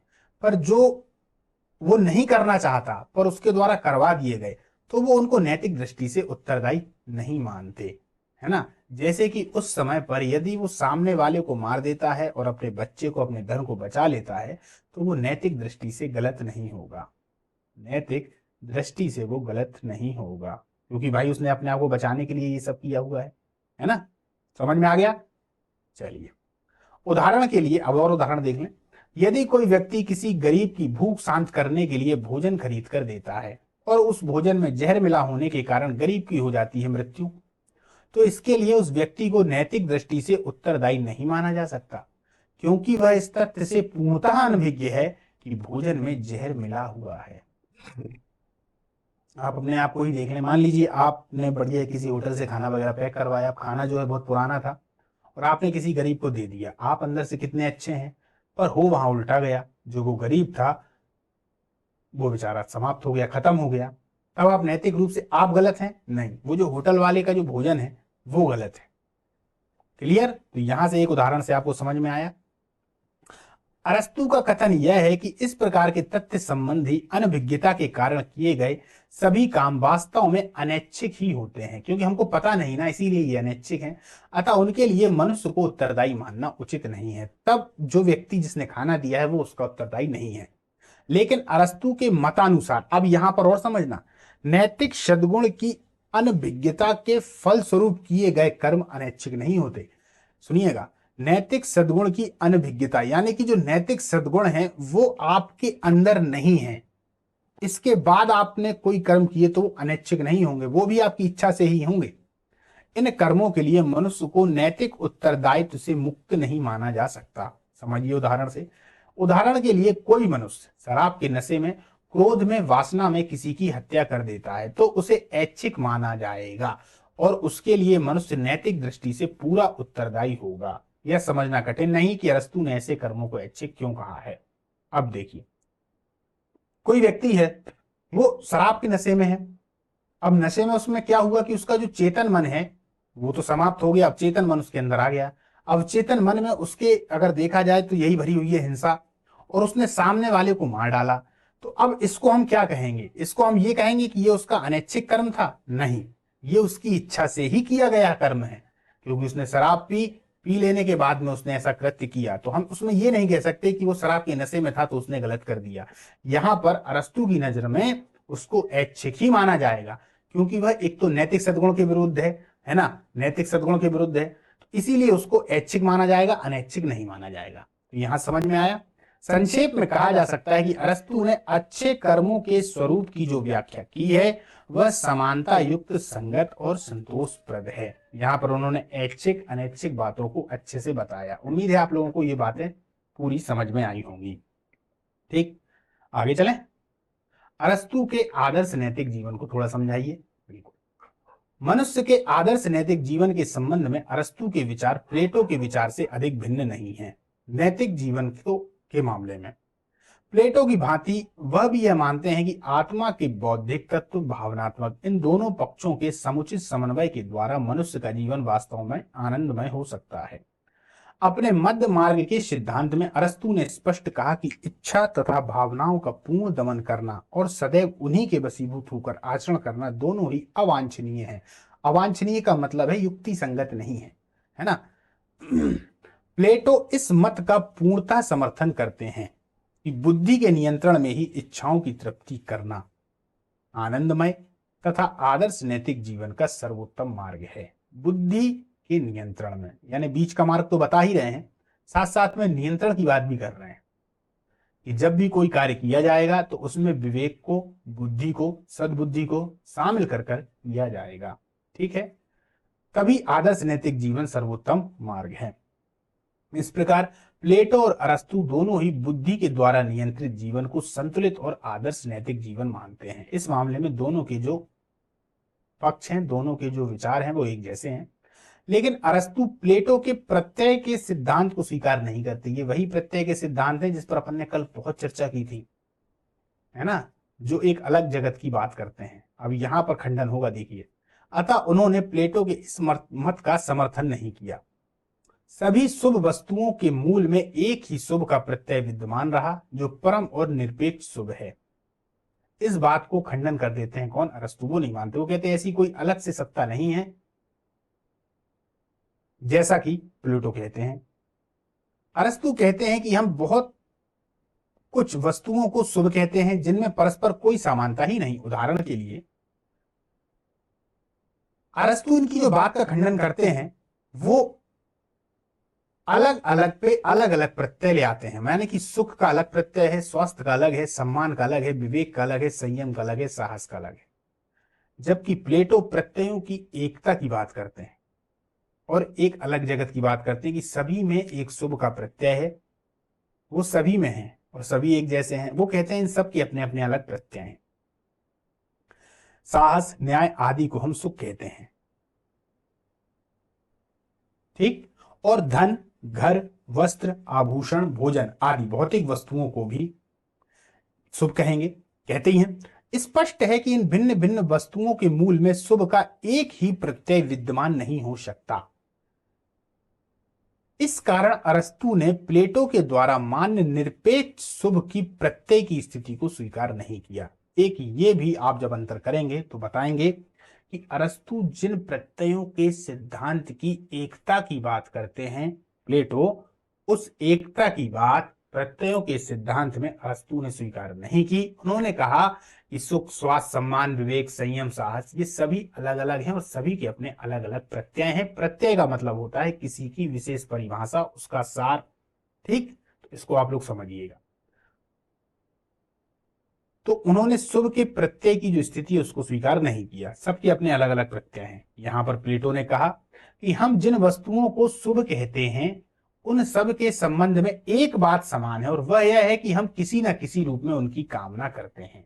दूसरे शब्दों में अरस्तु के मतानुसार शुभ का मानवीय इच्छा से अनिवार्य संबंध है। किससे? हमारी जो इच्छाएं हैं। इस आधार पर परम सुख की परिभाषा करते हुए वह कहते हैं कि परम शुभ वह है जिसमें सभी मनुष्य अपने आप में वांछनीय मानते हैं, अर्थात जिसकी वे किसी अन्य वस्तु के साधन के रूप में नहीं अपितु स्वतः साक्षी के रूप में कामना करते हैं। यानी कि यहां पर उन्होंने प्रत्ययों की जो परिभाषा दी वो प्रत्यय की परिभाषा, जो प्लेटो एक अलग जगत की बात करते हैं कि शुभ अलग है, शुभ के प्रत्यय जो थे जो अलग हैं, जो सभी में एक दूसरे में समन्वय लाते हैं, एक दूसरे में एकता लाते हैं, उन सब के अंतर्गत एक प्रत्यय है। तो उस प्रत्यय की बात कौन कर रहे हैं? प्लेटो। यहां पर अरस्तु उनका खंडन कर देते हैं। सभी वस्तुओं के अपने अपने प्रत्यय हैं और वो सब किससे जुड़े हुए हैं? मनुष्य की वांछनीय इच्छाओं से जुड़े हुए हैं, जो उनकी इच्छाएं हैं। क्लियर? तो वो, और लास्ट में आपने जो लाइन देखी उसमें क्या है? वे किसी अन्य वस्तु को साधन के रूप में नहीं अपितु स्वतः साक्षी के रूप में कामना करते हैं। इसको पढ़िए आप लास्ट वाले को, यहां से समझते हैं। इस आधार पर परम सुख की परिभाषा करते हुए वो कहते हैं कि परम शुभ वह है, देखिए, परम शुभ वह है जिससे सभी मनुष्य अपने आप में वांछनीय मानते हैं, अर्थात जिसकी वे किसी अन्य वस्तु के साधन के रूप में नहीं अपितु स्वतः साक्षी के रूप में कामना करते हैं। क्लियर? इस दृष्टि से तो किसी भी भौतिक वस्तु तथा स्वास्थ्य, सम्मान, सद्गुण आदि को परम शुभ नहीं माना जा सकता। बिल्कुल इस दृष्टि से, यानी किसकी? अरस्तु की दृष्टि से, क्योंकि यह सब स्वतः साध्य न होकर आनंद के साधन हैं। जितनी भी यहां पर चर्चा की है वो सब क्या है? धन, वस्तु, घर, संपत्ति, ये सभी क्या है? साधन हैं खुश करने के, साध्य नहीं है। अरस्तु के विचार में आनंद ही मनुष्य के लिए परम शुभ है। वो क्या कहते हैं कि आनंद ही मनुष्य के लिए परम शुभ है। क्लियर है? और वो किसकी बात कर रहे थे? प्लेटो। वो एक अलग जगत की बात कर रहे थे, है ना, प्रत्ययों की एकता की बात कर रहे थे, और इनके नजर में आनंद ही मनुष्य के लिए परम शुभ है, क्योंकि आनंद स्वयं में साध्य है, साधन तो है नहीं आनंद, आनंद ही तो चाहिए आपके लिए। ठीक, अब प्रश्न यह है कि आनंद क्या है? चलिए एक कदम और आगे बढ़ते हैं, और उसे कैसे प्राप्त किया जा सकता है। तो इस प्रश्न का उत्तर देते हुए अरस्तु कहते हैं, आनंद मनुष्य की वो शांतिपूर्ण मानसिक स्थिति है जिसका अनुभव वह सदैव सद्गुण युक्त जीवन व्यतीत करने के परिणाम स्वरूप ही पा सकता है। वह सदैव सद्गुण युक्त जीवन व्यतीत करने के परिणाम स्वरूप ही पा सकता है। क्लियर है? तो मन की जो स्थिति है, सुख वाली स्थिति, शुभ वाली स्थिति, वो कैसे प्राप्त होगी? सद्गुण युक्त जीवन व्यतीत करने से। यही आनंद है। अरस्तु आनंद को शारीरिक सुख से भिन्न मानते हैं, किंतु उनके विचार हैं कि शारीरिक सुख भी आनंद का ही भाग है। इस कारण उन्होंने शारीरिक सुख का निषेध नहीं किया है, अपितु उसे उचित महत्व दिया है। वो ये बिल्कुल नहीं नकार रहे कि जो शारीरिक आनंद है वो गलत है, उसको भी वो मानते हैं, उचित महत्व भी देते हैं, पर मुख्यतः आनंद तो मन की शांति का है, सद्गुण युक्त जीवन व्यतीत करने से जो प्राप्त होगा। यह सत्य है कि आनंद एक मानसिक अवस्था है, किंतु इस पर वह कारण होता था भौतिक परिस्थितियों का भी बहुत प्रभाव पड़ता है। उदाहरण के लिए धन, उत्तम स्वास्थ्य, उचित सम्मान, आकांक्षा, सफलता, विश्वासपात्र मित्र, संबंधी, प्यार करने वाले जीवन साथी, सुयोग संतान आदि सभी मनुष्य के आनंद में बहुत सहायक हैं। आनंद नहीं है, आनंद में सहायक हैं। अतः इन सब सहायक कर्म के अभाव में मनुष्य अपने जीवन में आनंद का अनुभव नहीं कर सकता, बल्कि दुख से ग्रस्त ही रहेगा। यानी उन्होंने इनको नकारा थोड़ी ना है कि उन्होंने इनको नकार दिया, ना, बिल्कुल नहीं। साध्य उन्होंने आनंद को बताया है, बाकी ये सब साधन है। साधन नहीं होंगे तो फिर साध्य मिलेगा कैसे? और साध्य तो आनंद है। आनंद कैसे मिलेगा? सद्गुण युक्त जीवन व्यतीत करने से। वो सद्गुण अंदर होने चाहिए, विवेक, साहस, संयम, न्याय। ठीक, चलिए आगे चलते हैं। इस प्रकार प्लेटो तथा अरस्तु दोनों यह मानते हैं कि मनुष्य के लिए संतुलित आदर्श नैतिक जीवन व्यतीत करना तभी संभव है जब वह अपनी इच्छाओं, बुद्धि तथा विवेक के द्वारा उचित नियंत्रण रखते हुए उनकी तृप्ति करे। संक्षेप में अब यह कहा जा सकता है कि मानव कल्याण के संबंध में प्लेटो तथा अरस्तु का नैतिक सिद्धांत सुखवादी नैतिक सिद्धांत से मूलतः भिन्न और उसकी अपेक्षा कहीं अधिक संतुलित और संतोषप्रद है। कुछ संप्रदाय ऐसे हुए जो सुखवादी हैं, जो सिर्फ सुख को ही सब सही मानते हैं, इंद्रियों से जो सुख मिल गया वो कहते हैं परम आनंद यही है। पर अरस्तु और प्लेटो इनके विपरीत में हैं। प्लेटो जहां काल्पनिक बातें करके आनंद की बात करेंगे, वहीं अरस्तु उसको व्यवहारिक रूप दे देते हैं और वो आनंद की बात करते हैं, पर दोनों ने ही कहीं ना कहीं बीच के मार्ग की बात को कहा है। अरस्तु बीच की मार्ग को दृढ़ता से कहने की कोशिश करते हैं, प्लेटो थोड़ा कम दृढ़ होकर उसको कहते हैं, कहते दोनों ही हैं। तो अगर देखा जाए तो संतुलित और संतोषप्रद है। इसी कारण आज भी पाश्चात्य नैतिक दर्शन में दोनों प्राचीन महान दार्शनिकों के विशेष महत्व है या विशेष महत्व रहता है। ये आज भी तो उतने हैं, तभी तो हम इनको पढ़ रहे हैं ना, दूसरे संप्रदायों को क्यों नहीं इतना ज्यादा पढ़ा जाता। चलिए, अरस्तु का कारणता का सिद्धांत, अब ये इंपॉर्टेंट है दोस्तों, समझिएगा, जो कि बुद्ध के प्रतीत्य संयुक्त पाठ से मेल खाता है। उन्होंने वहां 12 कारण बताए थे, मतलब 12 बातें बताई हुई हैं, यहां पर इन्होंने 4 कारण दिए हुए हैं। अरस्तु कहते हैं कि दुनिया में सभी वस्तुएं अकारण नहीं हैं, वह किसी न किसी प्रयोजन को लेकर अस्तित्ववान हैं। अस्तित्ववान का मतलब क्या होगा दोस्तों? देखिए, ये जो शब्द है ना, इनको आप लोग अपने दिमाग में फीड कर लीजिए। अगर इन शब्दों को आप लिखेंगे तो मजा आ जाएगा, एग्जामिनर देखेगा ना जब, अरे यार वाह। तो ये शब्दों का बहुत बड़ा खेल है। आप लोगों ने ओ माय गॉड देखी होगी मूवी, अभी जो आई हुई है ना, वो एक तरीके से देखा जाए तो भारत में वो एक ऐसी मूवी बनी है जो भारत में और कुछ समय के बाद बनना चाहिए थी, है ना। बहुत सारे ऐसे लोगों ने कहा, ऐसा मैं नहीं कह रहा हूँ, दूसरे लोग जो भी उसके आलोचक वगैरह हैं वो कहते हैं कि क्या है उस मूवी को, वो कहेंगे कि ये जो मूवी है ये 20 साल बाद बननी चाहिए थी, पर वो 20 साल पहले ही आ गई। और एक तरीके से शिक्षा में वो क्रांति का काम कर सकती है। पर उसमें उसमें आप लोग देखोगे तो जब वो लोग डिबेट करते हैं, आपस में बात करते हैं, तो हिंदी का बहुत ज्यादा शुद्ध प्रयोग करते हैं। तो वो जो बातें हैं, वो बातें इतनी अच्छी और इतनी अच्छे से समझ में आती हैं कि हाँ यार, ये सही सही है, बिल्कुल एकदम सही है ना। तो इन शब्दों का प्रयोग करना सीखिए दोस्तों। तो अस्तित्ववान है, अस्तित्ववान का मतलब होता है पृथ्वी पर हैं, चल रही हैं, अपना कार्य कर रही हैं, धीरे धीरे उनमें कार्य हो रहा है, उनमें एक गति है, ये इसका मतलब, ये अस्तित्ववान। अरस्तु मुख्य रूप से 4 कारणों की चर्चा करते हैं। वो क्या है 4 कारण? उपादान कारण, निमित्त कारण, स्वरूप कारण और लक्ष्य कारण। ये 4 कारण हैं जिनकी वजह से कोई भी जो वस्तु है वो अकारण नहीं है, अकारण नहीं है, कारण है। यही उनका कारणता का सिद्धांत है कि कोई वस्तु बिना कारण के नहीं है। चलिए समझते हैं, एक एक को उठाते हैं। उपादान कारण, निमित्त कारण, स्वरूप कारण, लक्ष्य कारण। उपादान कारण, जो स्वयं कार्य में बदलता है एवं इस कार्य से अलग नहीं किया जा सकता। समझना, जो स्वयं कार्य में बदलता है एवं इस कार्य से अलग नहीं किया जा सकता, यदि अलग किया गया तो कार्य का अस्तित्व ही समाप्त हो जाएगा। यह है उपादान। चलिए मैं यहां पर बनाता जाऊंगा, आप समझते हुए जाइएगा।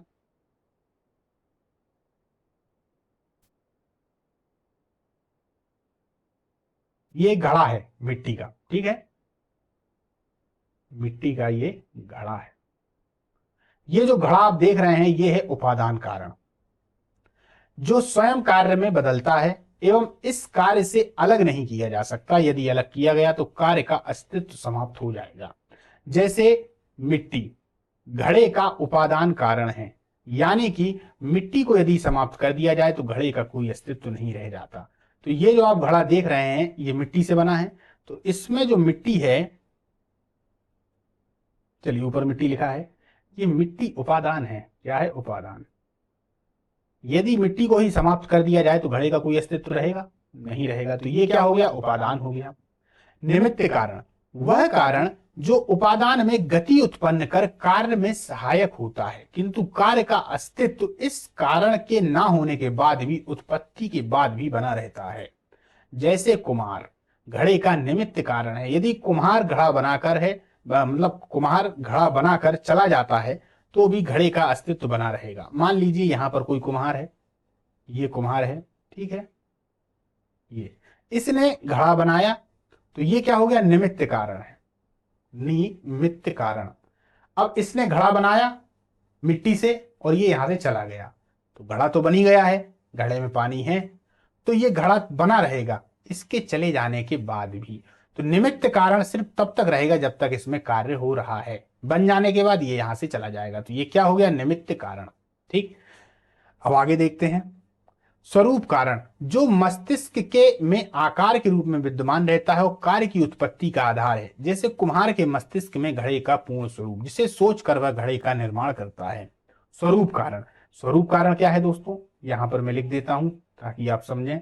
स्वरूप, स्वरूप का मतलब उसका रूप, उसका आकार किस तरीके का है। तो ये जो स्वरूप कारण है ये किसके अंतर्गत आया, ये आया इसके मस्तिष्क में, ये रहा इसका मस्तिष्क, तो ये क्या हो गया, स्वरूप कारण। इसी स्वरूप के कारण उनके दिमाग में ये वाली बात आई, तो इसको वो स्वरूप कारण कह देते हैं।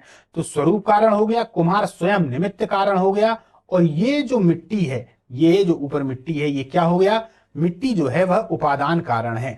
यानी मिट्टी यदि इसको समाप्त कर दिया जाएगा तो पूरे कार्य का अस्तित्व ही समाप्त हो जाएगा। क्लियर। अब अपन देखते हैं लक्ष्य कारण, अर्थात घड़े का निर्माण किसी विशेष प्रयोजन के लिए हुआ है, अर्थात प्रत्येक कार्य वस्तु का अपना एक प्रयोजन होता है जिसे लक्ष्य कारण कहा जाता है।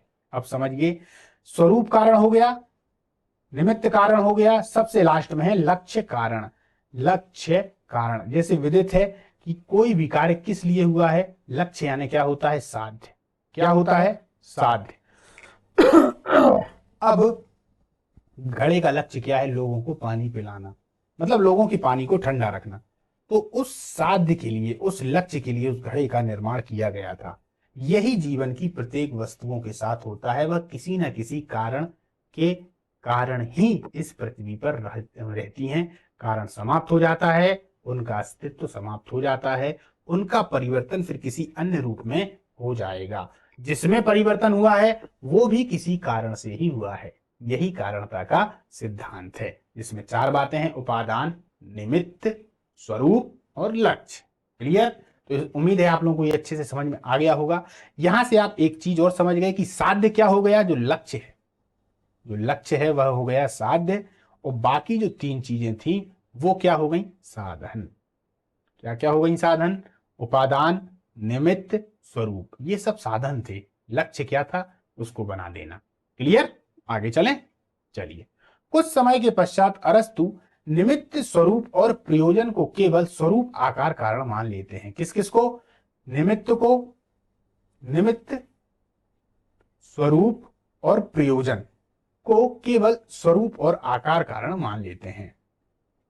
अरस्तु के अनुसार यह जगत, अब यहां से समझिएगा, पदार्थ यानी इसको बोलते हैं मैटर, मैटर, एवं स्वरूप यानी फॉर्म, फार्म का मिश्रण है, एवं एक विशेष प्रयोजन के लिए निर्मित है। इस जगत की वस्तुओं का उद्देश्य अपने मैटर यानी पदार्थ, उपादान, पदार्थ उपादान, उपादान की संज्ञा दी है, को अपने फार्म यानी स्वरूप तक ले जाना है। अब आप देखिए, उसने वहां चार बातों की चर्चा की थी, यहां पर सिर्फ दो बातें आ रही हैं।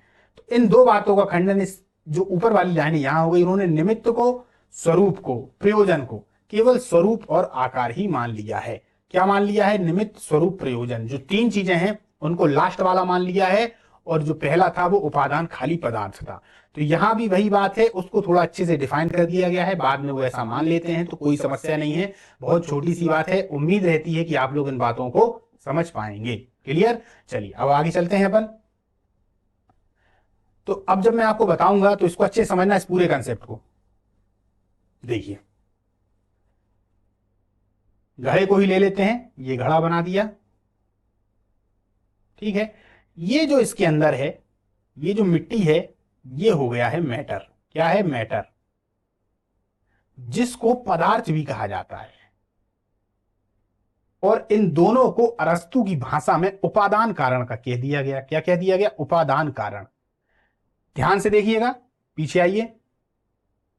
अब यहां पर देखिए, जो पहला वाला कारण है उपादान कारण, ठीक, इसको क्या कह दिया गया है, मैटर, पदार्थ, उपादान कारण। बाकी के जो तीन कारण हैं, निमित्त, स्वरूप, प्रयोजन, इनको वो क्या मान लेता है, ये अंदर की बात हो रही है, ये मैटर पदार्थ की, ये पूरा पूरा पदार्थ है। और इसका जो बाहर का रूप है, जिसमें इसने पूरा का पूरा एक स्वरूप ले लिया। क्या ले लिया, स्वरूप ले लिया, स्वरूप। इस स्वरूप को जो लास्ट के तीन बचे थे, निमित्त, स्वरूप और प्रयोजन, ठीक, जो लास्ट के तीन बचे थे उनमें जोड़ दिया गया। तो बाहर का जो पूरा आकार है, स्वरूप है, वो हो गया तीन बातें, और जो अंदर का है, जो मैटर है, जिसको पदार्थ कहा गया है, जो उपादान है, तो ये जो स्वरूप है इसी को इंग्लिश में फार्म कहा जाएगा। क्या कहा जाएगा? फार्म। यानी कि हम इसको फार्म भी कह सकते हैं। क्या कह सकते हैं? फार्म। अब समझिएगा कि पदार्थ का या मैटर का फार्म तक पहुंच जाना कारण कारणता वाला सिद्धांत है, और ये गति इस पृथ्वी पर हर एक वस्तु में पाई जाती है। जब वो पदार्थ रहेगा, पदार्थ से वो फार्म बनने की कोशिश करेगा। यही है कारणता का सिद्धांत अरस्तू की नजर में। आपको ये पूरा कंसेप्ट समझाना इसलिए जरूरी है कि जब प्रश्न आएगा तो उसका उत्तर आप लिखेंगे कैसे, कंसेप्ट दिमाग में रहेगा तो एक विश्वास रहेगा, वो विश्वास आपका बढ़िया सही का आंसर लिख देगा। अभी जाके अभ्यास करिएगा तो अच्छे से लिख ही सकते हैं। तो क्या बताया मैंने आपके लिए कि जो मैटर है, पदार्थ है, उसका फार्म तक पहुंच जाना है ना, फार्म तक पहुंच जाना उसकी नियति है, वो फार्म तक पहुंचेगा ही, उसमें एक गति है। अब ये तो आप समझ गए चित्र से, अब इसको समझते हैं अपन किताब की भाषा से। अरस्तु का पदार्थ एवं स्वरूप आकार दर्शन। देखिए, मैटर एवं फॉर्म क्या है? अरस्तु के अनुसार सभी वस्तुएं मैटर एवं फॉर्म का ही मिश्रण है। मैटर एवं फॉर्म पृथक पृथक नहीं है। फॉर्म एक उद्देश्य कार्य है, मैटर जिसका उपादान कारण है। मैटर यानी पदार्थ, जैसे मैं हूं तो मेरे अंदर मैं किस किस से मिलकर बना हूं? कोशिकाएं हैं मेरे अंदर, हड्डी है, मांस है ना, आंखें हैं, कान है, नाक है, ये सब चीजें मेरे अंदर हैं। तो ये क्या हो गई? पदार्थ हो गई। और मैं जो पूरा का पूरा दिख रहा हूं, बन के तैयार हो गया हूं, ये फॉर्म है। ठीक है, तो जिसका उपादान कारण हो गया, मतलब मेरे अंदर की जितनी भी चीजें थी वो सब उपादान कारण है, और जो मैं बनकर पूरा का पूरा तैयार हो गया हूं वो क्या हो गया? जो लास्ट के तीन थे, निमित्त, स्वरूप, लक्ष्य, उन तीनों को बाद में अरस्तु ने एक कर दिया, तो वो तीन हो गए। तो उन्होंने सिर्फ दो बताए, एक उपादान कारण और लास्ट का फिर एक स्वरूप कारण। ठीक, तो मैटर एवं फॉर्म को अलग करने पर दोनों का अस्तित्व समाप्त हो जाएगा। बिल्कुल बात सही है। यदि मैटर एवं फॉर्म को अलग कर दिया जाए, यानी मैं हूं, अब मेरे में एक तरीके से देखा जाए, ये सब हटा दिया जाए, नाक कान वान सबको ये अलग कर दें, तो भाई मैं नहीं रहूंगा ना, मैं तो समाप्ति हो गया, वही मृत्यु हो जाती है। अब देखिए, मैटर बिखरा हुआ और अव्यवस्थित है, इससे व्यवस्था एवं पूर्णता प्राप्त करना ही पूर्णता फॉर्म है। मैटर को अपने फॉर्म को प्राप्त करना ही वस्तुओं का अस्तित्व या उद्देश्य या लक्ष्य होता है। कोई भी जो मैटर है वो अपने फॉर्म को प्राप्त करता ही है। उदाहरण के लिए, बढ़ई के द्वारा टेबल को बनाया जाना तथा टेबल में पदार्थ जो है वो मैटर है। ठीक, और टेबल का जो स्वरूप है वह फॉर्म है। तो हम मैटर और फॉर्म को समझ गए, आगे चलते हैं। मैटर विशेष है या फॉर्म, और फॉर्म सामान्य है? बिल्कुल। अब देखिए, देखते हैं, संसार की वस्तुओं में विविधता एवं विभिन्नता के कारण उनमें मैटर की मात्रा अलग अलग होना है। मैटर विशेष है, किंतु एक ही प्रकार के विभिन्न मैटर का केवल एक ही फॉर्म है, इसलिए फॉर्म सामान्य है। विशेष से सामान्य की ओर गति प्रवाह वस्तुओं का ही उद्देश्य है। क्लियर? चलिए, मैटर संभाव्य संभावना है, फॉर्म वास्तविकता है। अब देखिए, अरस्तु के अनुसार मैटर एक ही प्रकार की अपूर्णता है, बिल्कुल कमी है, किंतु यह भी एक संभावना के रूप में है, इसलिए मैटर वह संभाव्य मानता है। फॉर्म मैटर की वास्तविकता है, जो फॉर्म है, जो स्वरूप है, वह उस मैटर की वास्तविकता है ना। दूसरे शब्दों में, संभाव्य को वास्तविकता का स्वरूप प्राप्त करना है। जो संभाव्य है, संभाव्य का मतलब होता है कि जिसकी संभावना की जाती है। तो जैसे कि मान लीजिए मेरे पास में प्लास्टिक है, तो उस प्लास्टिक से मैं इस पेन को बना सकता हूं, तो यह संभाव्य है, यह संभाव्य है कि उस प्लास्टिक से मैं इस पेन का निर्माण कर सकता हूं। तो वो जो प्लास्टिक है वो क्या हो गया? मैटर हो गया, पदार्थ हो गया, और ये जो मैं निर्माण कर सकता हूं ये स्वरूप है। इन दोनों के बीच में एक गति जरूर होगी कि वो जो पदार्थ है वो पेन बनने की कोशिश जरूर करेगा। क्लियर है? यहां से समझिए, मैटर संभाव्य है, फॉर्म वास्तविकता। मैटर संभाव्य है, संभावना है, और जो फॉर्म अब ये बन के पूरा तैयार हो गया तो ये वास्तविकता हो गई। ठीक, अरस्तु के अनुसार इंटेल्की क्या है? ये भी आता है दोस्तों, इंपॉर्टेंट है। प्रत्येक वस्तु के अंदर एक गत्यात्मक शक्ति छिपी हुई है। यह शक्ति अपने फॉर्म को प्राप्त करने में सहायक है। यह शक्ति ही हमें महानता की ओर ले जाती है। अरस्तु इसी को इंटेल्की कहता है। यह इंटेल्की ही हमें नैतिक बनाती है और परम आनंद को प्राप्त करने का माध्यम है। अरस्तू के अनुसार एंटेल्की है कि प्रत्येक वस्तु के अंदर एक गत्यात्मक शक्ति छिपी है। यदि हम पदार्थ मैटर को भी अगर ले लें तो मान लीजिए जो मैटर है वो फॉर्म बनने के लिए एक गति निर्धारित करेगा। भाई कोई भी कार्य होगा तो उसमें गति होगी ना, पदार्थ होगा, इकट्ठा करेंगे, गर्म होने के बाद वो पेन बनेगा, ऐसे तो बन नहीं जाएगा। तो एक गति छिपी हुई है। तो आप देखिएगा इस संसार में जो परिवर्तन है वो उसी तरीके से होते जाते हैं। वो किसमें होते हैं? एक तरीके से उनके अंदर कोई ना कोई एक शक्ति हुई होती है ना। जैसे कि मान लीजिए कोई कोयला है, कोयला कुछ समय के बाद हीरा बन जाता है ना हीरा। तो उसके अंदर भी कोई एक शक्ति है, एक गति है, जिसकी वजह से जो कोयला है धीरे धीरे हीरा बन रहा है। जब वो कोयला बना तब भी उसमें कुछ ना कुछ ऐसी गति थी कि वो उस वजह से कोयला बना। तो यही शक्ति सभी के अंदर है। यह शक्ति ही हमें महानता की ओर ले जाती है। अब वो जोड़ देते हैं व्यक्ति से कि अरस्तु इसे इंटेल्की कहता है, या इंटेल्की हमें नैतिक बनाती है और परम आनंद को प्राप्त करने का माध्यम है। मैटर एवं फर्म केवल विकास की क्रमिक अवस्था हैं। अरस्तु के अनुसार मैटर एवं फर्म विकास के निम्न एवं उच्च स्तर मात्र हैं। यह पृथक भी नहीं है, अलग भी नहीं है। एक अवस्था अपनी निरंतर विकास की अवस्था के लिए फॉर्म है तो अपने से उच्चतम विकास अवस्था के लिए मैटर की संपूर्णता ही फॉर्म है। अब समझिए, मैटर और फॉर्म केवल विकास की क्रमिक अवस्था है। समझिएगा, ये मैंने मटका बनाया, ठीक।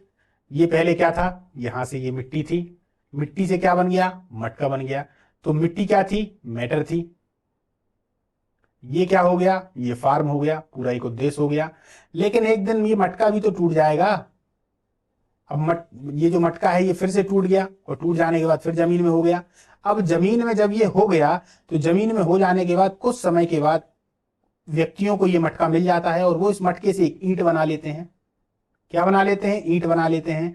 तो अभी मैटर ये था, फॉर्म ये हुआ। अब ये मैटर हो गया और इससे बनी हुई जो ईंट थी वो फॉर्म हो गई। अब ये जो ईंट है, इस ईंट से बहुत सारी ईंटों से मिलकर एक घर बना दिया गया। ये घर बना दिया गया।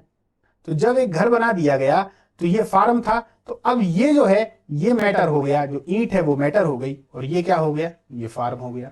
तो इस प्रकार से ये क्रमिक व्यवस्था है जो चलती जाती है। क्लियर? ये उम्मीद है ये कंसेप्ट भी आपको समझ में आ गया होगा, समझ में आना भी चाहिए, है ना। अरस्तु के अनुसार मैटर एवं फर्म विकास के निम्न और उच्च स्तर मात्र हैं। कभी निम्न होंगे, कभी उच्च होंगे। यह पृथक भी नहीं, एक अवस्था अपनी निरंतर विकास की अवस्था के लिए फॉर्म है तो अपने उच्च से उच्चतम विकास अवस्था के लिए मैटर है। मैटर की संपूर्णता ही फॉर्म है। अब देखिए आप, कभी ये मैटर बन जाएगा, कभी फॉर्म बन जाएगा, कभी मैटर कभी फॉर्म, और ये क्रमिक विकास चलता रहेगा। अरस्तु के अनुसार सद्गुण क्या है? देखिए, अरस्तु के अनुसार जीवन का परम उद्देश्य परम आनंद की प्राप्ति है, किंतु अरस्तु भावनात्मक इंद्रिय सुख को वास्तविकता आनंद नहीं मानते। उदाहरण के लिए स्वास्थ्य, प्रसन्नता, लाभ आदि केवल अनुभूतिक सुख हैं। यह केवल आनंद को प्राप्त करने के साधन है, अपने आप में साध्य नहीं है। वही साधन और साध्य वाली बात आ गई, वह किसी साध्य के प्रति साधन नहीं। अरस्तु के अनुसार परम आनंद की प्राप्ति केवल सद्गुणों से हो सकती है। अरस्तु के अनुसार सद्गुण के गुण हुए जो बुद्धि के द्वारा नियंत्रित होते हैं, वो परम आनंद की प्राप्ति के साधन हैं। अरस्तु ने सद्गुणों को दो वर्गों में विभाजित किया है। अब इनको देख लिया जाए, बौद्धिक सद्गुण और नैतिक सद्गुण। अरस्तु के मतानुसार मनुष्य की आत्मा की प्रथम पक्ष में बुद्धि प्रधान है। प्रथम पक्ष में इसको भी समझेंगे अपन, बुद्धि प्रधान है। द्वितीय पक्ष में मनुष्य की जन्मजात प्रवृत्तियां हैं, इच्छाएं हैं, वासनाएं हैं, संवेग है, प्रधान है। मान लीजिए ये व्यक्ति है, ये यहां पर इसकी बुद्धि काम करती है। थोड़ा चित्र में सही बना दूं, ये इसकी आंखें हैं, ये है, ठीक है, यहां बुद्धि है, और ये हो गया इसका प्रथम पक्ष, ठीक। अब द्वितीय पक्ष में मनुष्य की जन्मजात प्रवृत्तियां हैं, यहां पर इसकी अन्य प्रवृत्तियां हैं, इच्छाएं हैं, वासनाएं हैं और संवेग है, ठीक। अब देखिए, आत्मा का बौद्धिक पक्ष ही मनुष्य को पशु से पृथक करता है, और इसी पक्ष के कारण उसे पशु से श्रेष्ठ भी माना जाता है। आपके मन में कोई इच्छा हुई, कोई ऐसी इच्छा है जो जिसको जानवर भी पसंद करते हैं, है ना, कुछ इच्छाएं उठी, पर ये बुद्धि आपको तुरंत रोक देगी कि नहीं यार, ये समाज के लिए सही नहीं है, अपन को ये नहीं करना चाहिए। क्लियर। अरस्तु के मतानुसार विवेक ही प्रमुख बौद्धिक सद्गुण है, जो ऊपर है बुद्धि वाला, जिसके दो पक्ष हैं। एक है सैद्धांतिक पक्ष जो वैज्ञानिक का आधार है, दूसरा व्यवहारिक बुद्धिमत्ता जो व्यवहारिक जीवन में मनुष्य के कर्मों को नियंत्रित और नियमित करता है। अब ये जो बुद्धि है इसके भी उन्होंने दो पक्ष बताए हुए हैं। एक है सैद्धांतिक, ये अपन ने यहां सैद्धांतिक लिखा, ठीक, और दूसरा पक्ष है जो वो वैज्ञानिक। एक सैद्धांतिक पक्ष है जो वैज्ञानिक ज्ञान का आधार है, दूसरा है व्यवहारिक, व्यवहारिक, ठीक। अरस्तु ने मानवीय विवेक के उक्त दोनों पक्षों के सभी गुणों को, विवेक के उक्त दोनों सभी गुणों को बौद्धिक सद्गुण कहा है। तो ये जो दोनों हैं सैद्धांतिक, ये जो दोनों हैं सैद्धांतिक और व्यवहारिक, ये दोनों ही बुद्धि के ही गुण हैं या बौद्धिक सद्गुण हैं, ठीक। कौन है? बौद्धिक सद्गुण। समुचित शिक्षा के द्वारा ही मनुष्य में बौद्धिक सद्गुणों का विकास हो सकता है। नैतिक सद्गुण क्या है, अब इनको देख लिया जाए। अरस्तु के अनुसार नैतिक सद्गुण मानवीय आत्मा के निबौद्धिक या भावनात्मक पक्ष से संबंध है, किंतु उनमें बौद्धिक तत्व तो अवश्य विद्यमान है, जिसके द्वारा भी मनुष्य की प्रवृत्तियां, संवेगों तथा वासनाओं पर उचित नियंत्रण रखते हैं। प्लेटो की भांति अरस्तु भी संयम, साहस तथा न्याय, इन तीनों मुख्य नैतिक सद्गुणों के महत्व को स्वीकार करते हैं, परंतु इन मुख्य सद्गुणों के अतिरिक्त उन्होंने उदारता, नम्रता, प्रेम, मैत्री आदि अन्य नैतिक सद्गुणों का भी उल्लेख किया है। दोस्तों क्लास बड़ी हो गई है काफी, है ना। अरस्तु का, हम इसको जल्दी करेंगे थोड़ा, अरस्तु का न्याय संबंधी मत बताइए, थोड़ा न्याय संबंधी को देखते हैं। एक यथार्थवादी विचारक होने के नाते अरस्तु ने न्याय के आदर्श रूप की तुलना में उसे व्यवहारिक रूप पर विशेष बल दिया। अरस्तु न्याय मानवीय संबंधों के नियामक के रूप में स्वीकारते हैं। अरस्तु ने न्याय के प्रयोग के आधार पर न्याय के दो सिद्धांत दिए हैं। कौन से दो सिद्धांत? एक है वितरणात्मक न्याय, एक है प्रतीकारात्मक न्याय। इसकी थोड़ी सी चर्चा शुरुआत में अपन ने कर ली थी, ठीक उसी प्रकार से है। अब अपन इसकी पूरी चर्चा करते हैं, देखते हैं। न्याय, न्याय की बात यदि हम प्लेटो की करें तो धर्म के रूप में करता है, तो न्याय को सभी जगह लेकर आते हैं। इन्होंने न्याय को न्याय तक ही सीमित रखने का प्रयास किया है। वितरण न्याय का सिद्धांत, अरस्तु वितरणात्मक न्याय के समर्थक थे। इसका संबंध समान या धन संपदा के वितरण से है। ये समान है दोस्तों, समान धन और संपदा के वितरण से। इस सिद्धांत के अनुसार समान लोगों के साथ समान बर्ताव होना चाहिए। समान एवं असमान के निर्धारण हेतु अरस्तु का मानना है कि प्रचलित कानून और प्रथाओं का सहारा लेना चाहिए। अरस्तु का मानना था कि पद, प्रतिष्ठा एवं धन संपदा का वितरण अंक गणितीय रूप में ना होकर ज्यामितीय अनुपात में होना चाहिए, ठीक। अरस्तु के इस वितरणात्मक न्याय का कार्य है कि जिस नागरिक ने जिस योग्यता और क्षमता के अनुसार राज्य की सेवा की है, राज्य के उद्देश्य पूर्ति में योगदान दिया है, उसी अनुपात में राज्य में उसको पद मिल जाए, सम्मान मिल जाए, पुरस्कार मिल जाए और लाभ प्राप्त हो जाए, ठीक, क्लियर। इस प्रकार यह आनुपातिक समानता के आधार पर वितरण करने की बात कही गई है। स्पष्ट है कि सबको बराबर मात्रा में वितरण ना करके प्रत्येक को उसकी योग्यता अनुरूप आवंटन किया जाना चाहिए। योग्यता के मापदंड के रूप में अरस्तु सद्गुणों को स्वीकार करते हैं, क्योंकि भाई कोई मापदंड भी तो चाहिए कि कौन कितना योग्य है, ये किस मामले में देखा जाएगा। तो वो सद्गुणों को आधार बना लेते हैं कि जिनके सद्गुण जितने ज्यादा सही हैं, अच्छे हैं, वो आधार होना चाहिए। प्रतीकारात्मक या सुधारात्मक न्याय, इसको सुधारात्मक न्याय भी कह दिया जाता है। प्रतीकारात्मक न्याय का उद्देश्य नागरिकों के परस्पर संबंधों को नियंत्रित और नियमित कर अन्याय का प्रतिकार करना है। यह मूलतः सुधारात्मक होता है, जिसमें किए गए अन्याय को सुधारा जाएगा। अरस्तु के अनुसार प्रतीकारात्मक न्याय का संबंध नागरिकों के स्वैच्छिक एवं गैर स्वैच्छिक संबंध एवं व्यवहारों से है। स्वैच्छिक संबंधों का तात्पर्य है समझौतों पर आधारित ऐसे संबंध जिसमें संबंधित पक्ष की सहमति होती है, जैसे लेन देन संबंधी। ये भी दो हैं, स्वैच्छिक और गैर स्वैच्छिक। स्वैच्छिक में सभी की आपस में संबंधों में पक्षों में सहमति होगी, लेन देन वाले में जो लेन देन से संबंधित जो वाद विवाद होंगे। और गैर स्वैच्छिक संबंधों से तात्पर्य वैसे संबंध से है जिसमें संबंधित पक्ष की सहमति की आवश्यकता में होती है, जैसे चोरी, डकैती। ये सब प्रतीकारात्मक न्याय का उद्देश्य इन दोनों क्षेत्र में हुई गलती को सुधारना होता है। तो प्रतीकारात्मक या सुधारात्मक न्याय वो भी दो भागों में बांट देता है, एक स्वैच्छिक और दूसरे अगर देखे जाएं तो गैर स्वैच्छिक, ठीक है। प्रतीकारात्मक न्याय की थोड़ी विशेषताएं देख ली जाए। प्रतीकारात्मक न्याय में पूर्ण समानता का सिद्धांत लागू किया जाता है, अर्थात प्रत्येक व्यक्ति के साथ समान व्यवहार किया जाता है। प्रतीकारात्मक न्याय न्यायाधीश का क्षेत्र है। इसे न्यायालय के द्वारा लागू किया जाता है। इस न्याय का उद्देश्य व्यक्तियों के परस्पर व्यवहार में संतुलन स्थापित करना या बिगड़े हुए संतुलन को फिर से स्थापित करना है। ये प्रतीकारात्मक न्याय है। यदि आप प्रतीकारात्मक न्याय को देखेंगे अच्छे से तो समझेंगे कि अरस्तू ने बहुत ही सिस्टमैटिक ढंग से व्यवहारिक बात कही है, जो युक्ति संगत प्रतीत होती है। इसको हम न्याय की जो बात है इसको हम लागू भी कर सकते हैं। ऐसा नहीं कि उन्होंने सिर्फ अच्छी बातें कर दी हों और हम सिर्फ नैतिक दृष्टि से उसको अच्छा सोच सकते हैं, नहीं, व्यवहारिक दृष्टि में भी उसको ला सकते हैं, खासतौर पर न्याय की बात में तो है ही। अरस्तू के थोड़े न्याय सिद्धांत की आलोचना देख ली जाए।